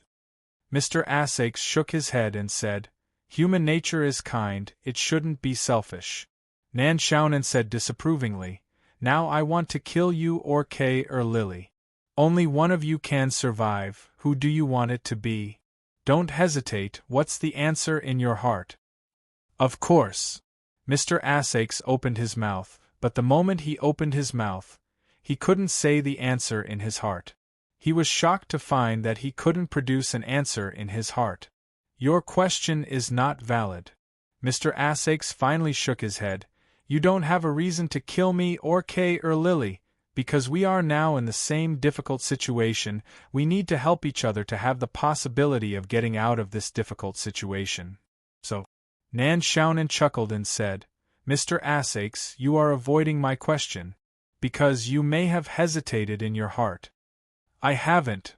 Mr. Asakes took a deep breath and said seriously, "I firmly believe that the saint will definitely appear in the midst of despair, bringing us hope and dispelling fear. So, what you are thinking is not valid." "You firmly believe? What makes you so sure?" Nan Xiaonan smiled coldly and said, "In this place you can't even pray, right? How would the saint know that you are in trouble?" "Of course it's because..." Mr. Asakes opened his mouth and then closed it. "Because of what?" Nan Xiaonan suddenly narrowed her eyes. Mr. Asakes said indifferently, "The saint won't give up anyone who believes in her." "You worry too much, Lady Nan." He actually restrained himself from saying something out of impulse? As expected of an old man, an old scheming boy. Nan Xiaonan shrugged her shoulders, then suddenly pointed to the front and said with a smile, "Now, let's see if the saint you speak of, Mr. Arthakis, will not give up on any of his believers." Mr. Asakes frowned doubtfully and looked at the direction where Nan Xiaonan pointed. Outside the village, on the road in the field, something was rapidly approaching. It was a dark mass of people. "Seems like cavalry?" Mr. Asakes couldn't help but turn pale with fright. "Father!" On the other side of Donremy village, the girl easily met up with Mr. Jacques under the guidance of the family's maid. At this time, Mr. Jacques was discussing the cavalry's attack with village chief Charles and several other village representatives. They thought that the cavalry would attack soon, but after waiting for most of the night, there was still no movement outside the village. The village chief and the others naturally didn't doubt Mr. Jacques' intelligence. After all, this was something that several village militias could prove besides Mr. Jacques. They were only puzzled about the cavalry's absence. This wasn't a good thing because fear and uneasiness would continue to expand with time. Perhaps this group of Burgundian cavalry was waiting for the villagers to be exhausted because of nervousness before attacking and destroying them in one fell swoop? Perhaps the cavalry's real goal wasn't the village, but they were just passing by and actually had other missions? There were many different opinions, and there was no unified statement. Gradually, there was even a trend of quarreling. At this time, Mr. Jacques sighed, rubbed his eyebrows, and temporarily left the discussion. He came to the door of the meeting room and looked at his daughter. He straightened his face and said, "Jehan, you should know that there is a limit to my tolerance for you." The girl bowed her head and apologized. She knew that her father liked this. As long as she bowed her head and apologized, she could always hit her father's weak spot. "Usually, you are willful and mischievous, but this time, you can't be easily forgiven." Mr. Jacques' anger was quite big today, and there was even a tendency that it couldn't be extinguished. The girl was calculating in her heart. Mr. Jacques said directly, "Your mother said that it is time to find you a husband. After you get married, you will become more mature. I have always felt that you are still young and shouldn't decide on marriage so quickly. But now it seems that it is necessary to find you a good husband."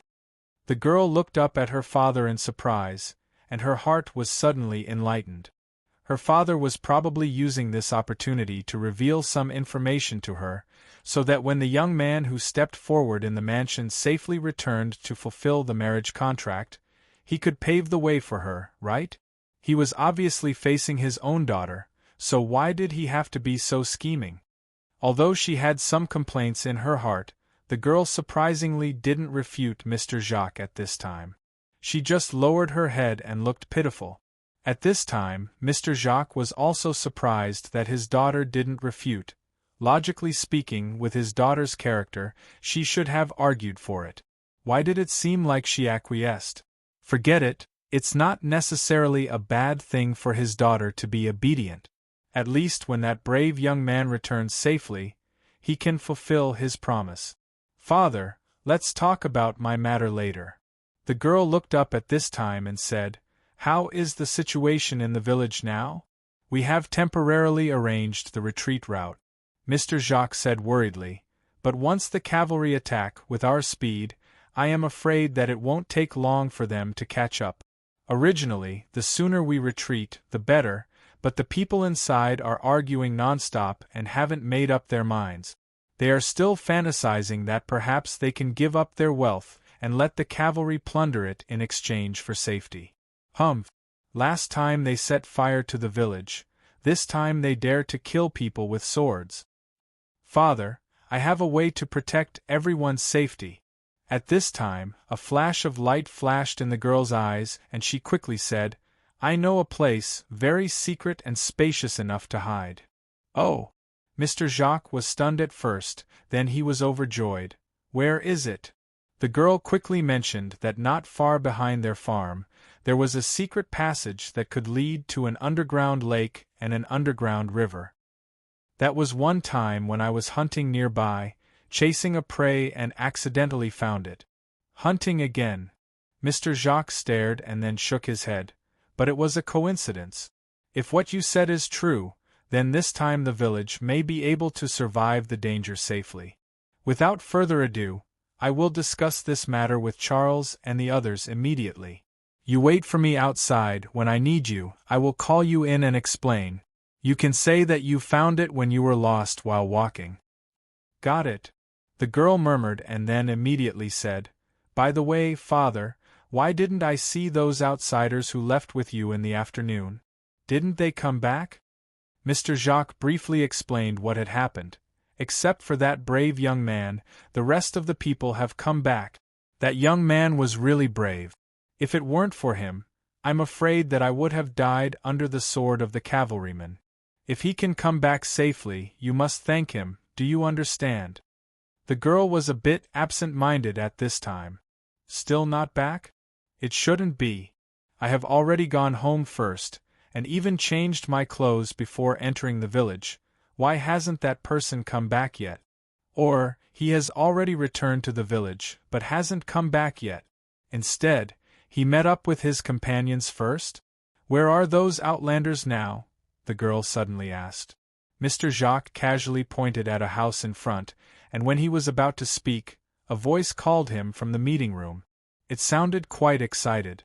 "You wait for me here, don't go anywhere," Mr. Jacques hurriedly said, and then returned to the room.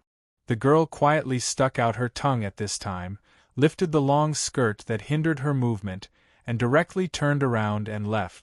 Miss K. Lily of the Rose Mansion was now using the feather duster to drive away mosquitoes for Mr. Ludick and the male assistant. This was the only thing she could do. K. Lily was now looking at Miss Yu Yi, who was sitting on the table and writing something with awe.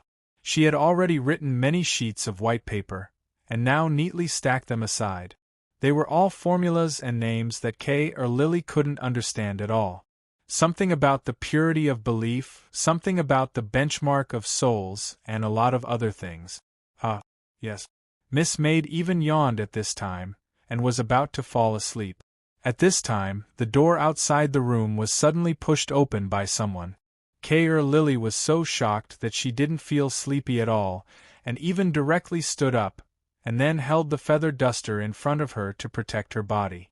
Then she found that she was holding it upside down, so she turned it around again and continued to protect her body. At the door, she saw a 14 or 15 years old beautiful girl with long blonde hair wearing a dress. K. Lily's tense heart was slightly relaxed, and she subconsciously asked, "Who are you?" "Jahan." The girl in front of the door directly said her name, and then frowned. "Only you are here. This room is only so big. Miss, will your eyesight be affected at night?" The one who responded was Miss Maid. At this time, Miss Maid was still writing a lot of things that K. Lily couldn't understand. She didn't raise her head. The girl in front of the door couldn't help but frown again. She looked at the woman who was concentrating on writing something, and couldn't help but think in her heart, "She is a strong opponent." Why did the atmosphere feel a little strange? The maid of the Rose Mansion quietly shrank in the corner.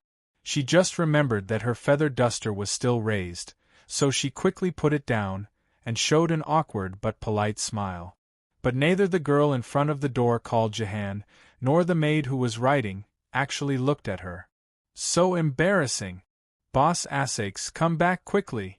Hashtag hashtag hashtag hashtag hashtag PS 1/1. Chapter 2082. Although there was something wrong with the atmosphere, she couldn't let it continue, or K. Lily felt that she couldn't stand it anymore. Miss Jenna? K. Lily said tentatively, "Please come in, you don't have to stand outside the door." The girl nodded silently and then walked into the room. She walked around Miss Maid who was writing formulas and then sat down slowly, opposite to Yu Yi.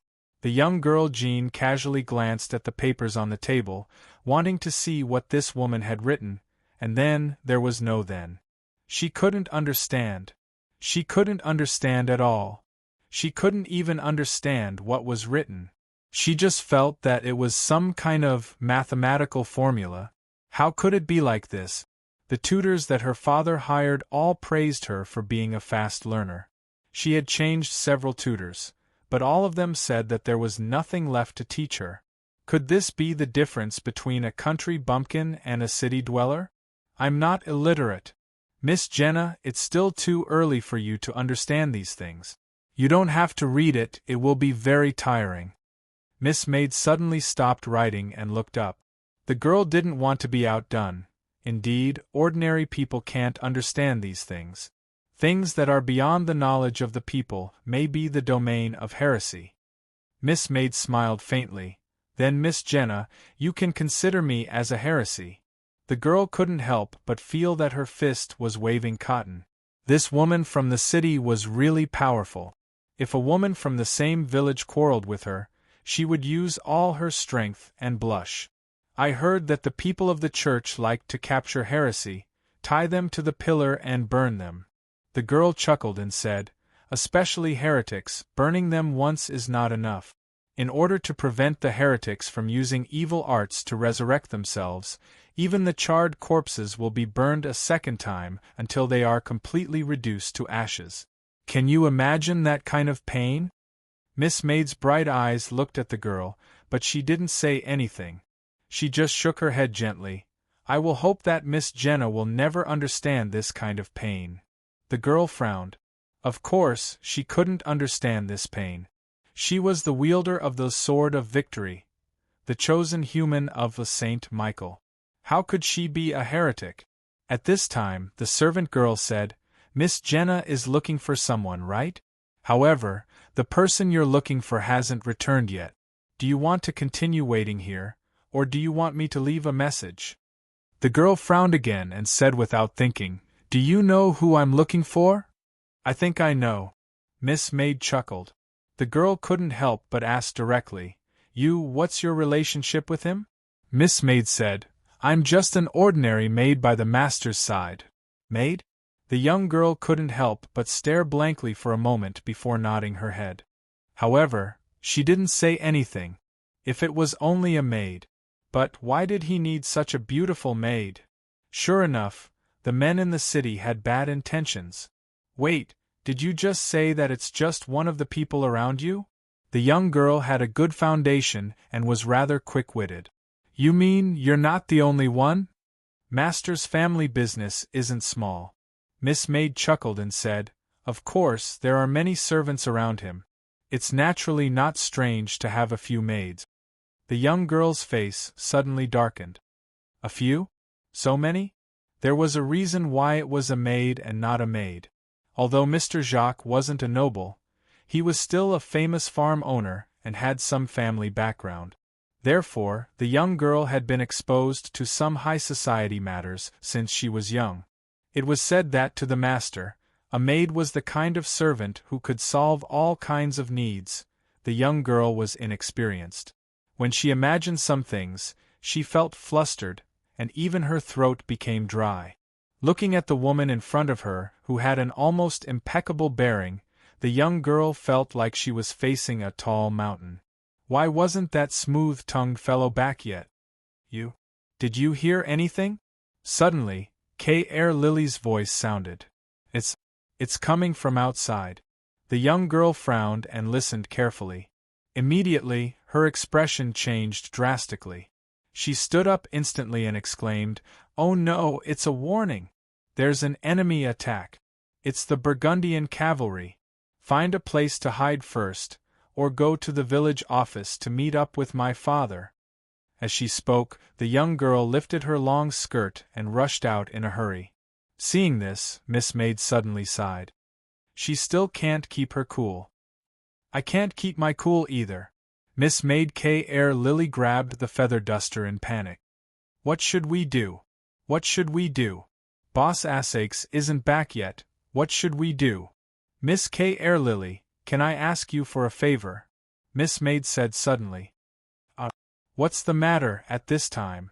Miss K.R. Lily couldn't help but be stunned, and her trembling body couldn't help but stop.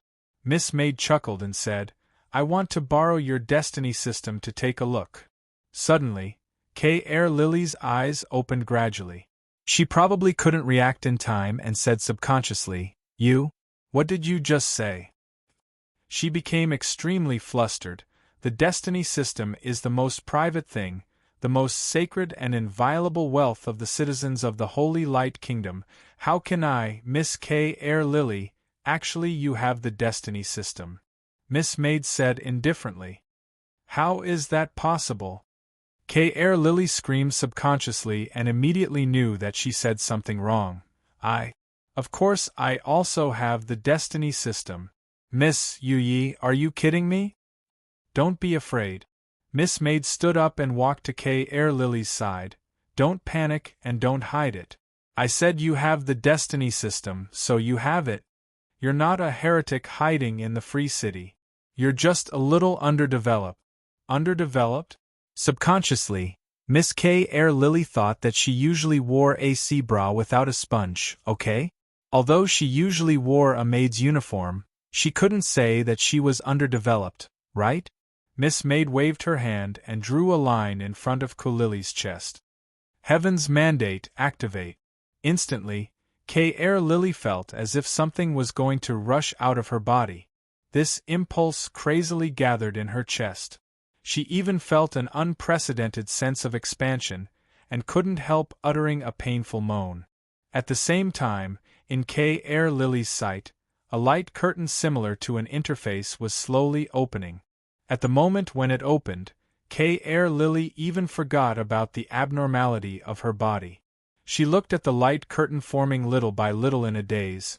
It turns out that the interface of the system is really colorful, Lily murmured as if she was in a dream, and even her hands trembled, wanting to touch the light curtain in front of her.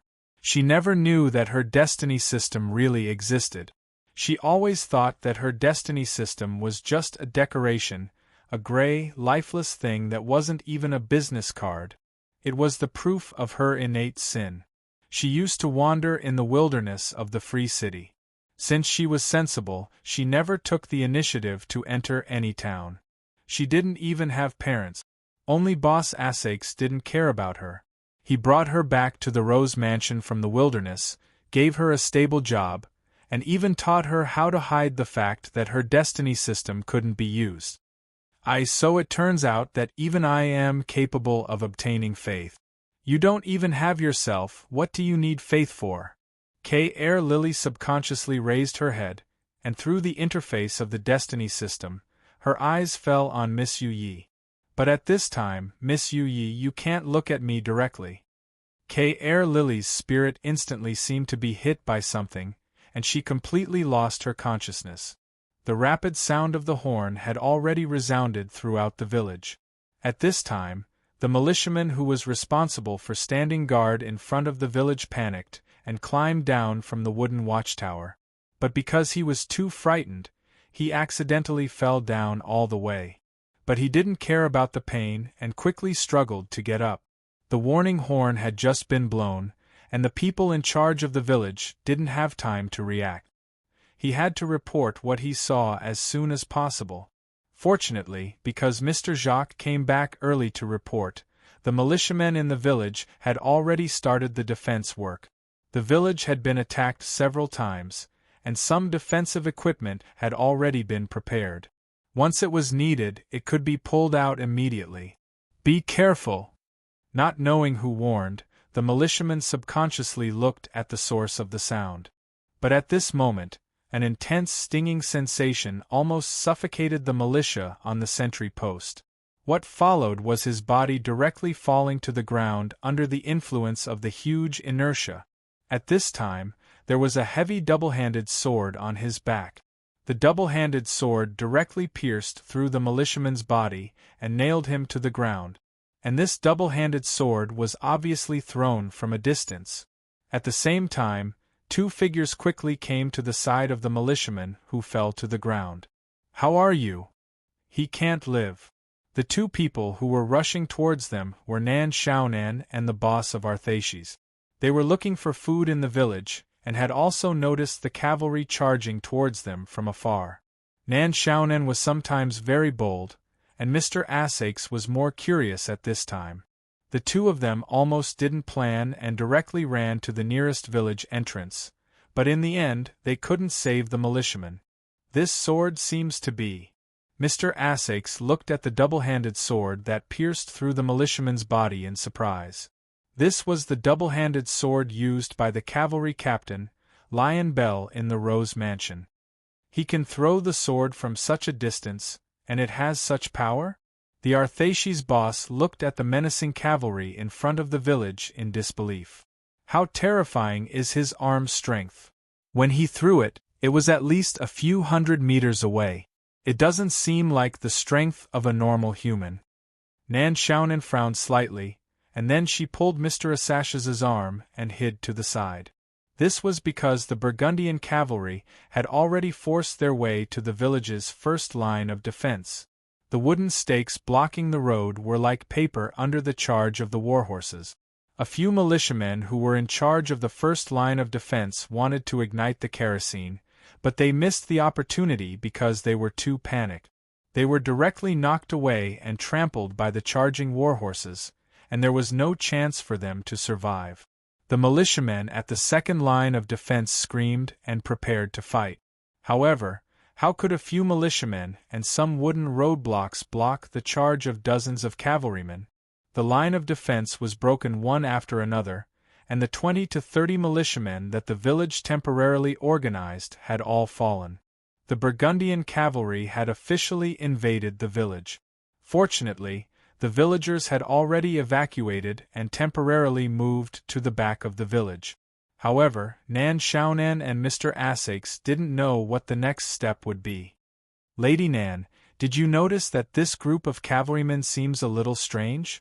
Mr. Asakes hid at the side and saw the entire process of the cavalrymen breaking through the line of defense. He couldn't help but have an extremely heavy expression at this moment. I'm not blind, Nan Xiaonan said. It's more than strange. These guys don't look like humans now. What did the Burgundian cavalrymen look like? Their bodies were stained with blood, and there were even all kinds of wounds. They seemed to have been torn open by claws or bitten open by teeth. Not only the cavalrymen, but even the war horses had wounds that were exhausted to death. Their faces were abnormally pale. They didn't have eyeballs, only the whites of their eyes. What appeared on their faces was ferocity and madness that wanted to destroy everything. The cavalrymen rushed into the village and crazily crashed into everything. They waved their weapons and directly slashed anything they touched. They don't look like humans. Then what do they look like? Mr. Asakes took a deep breath and asked. Something like the dead. Nan Xiaonan thought and said, these guys should have already died once. Do you see that guy? His chest is pierced. His heart is long gone. What's going on? Mr. Asakes was shocked. When they were at Rose Mansion, they were clearly still humans. How did they become like this in the middle of the night? They came here through the forest. Nan Xiaonan bit her thumbnail and muttered, they should have encountered something when they passed through the forest. What could it be? Mr. Jacques brought people here. Are they planning to fight against this group of crazy cavalrymen? Asakes waved his hand and pointed. Inside the village, Mr. Jacques held a sharp sword and quickly rushed out with a group of young people in the village. However, the moment Mr. Jacques met the cavalrymen, he was greatly shocked by the appearance of the cavalrymen. What kind of monsters are these?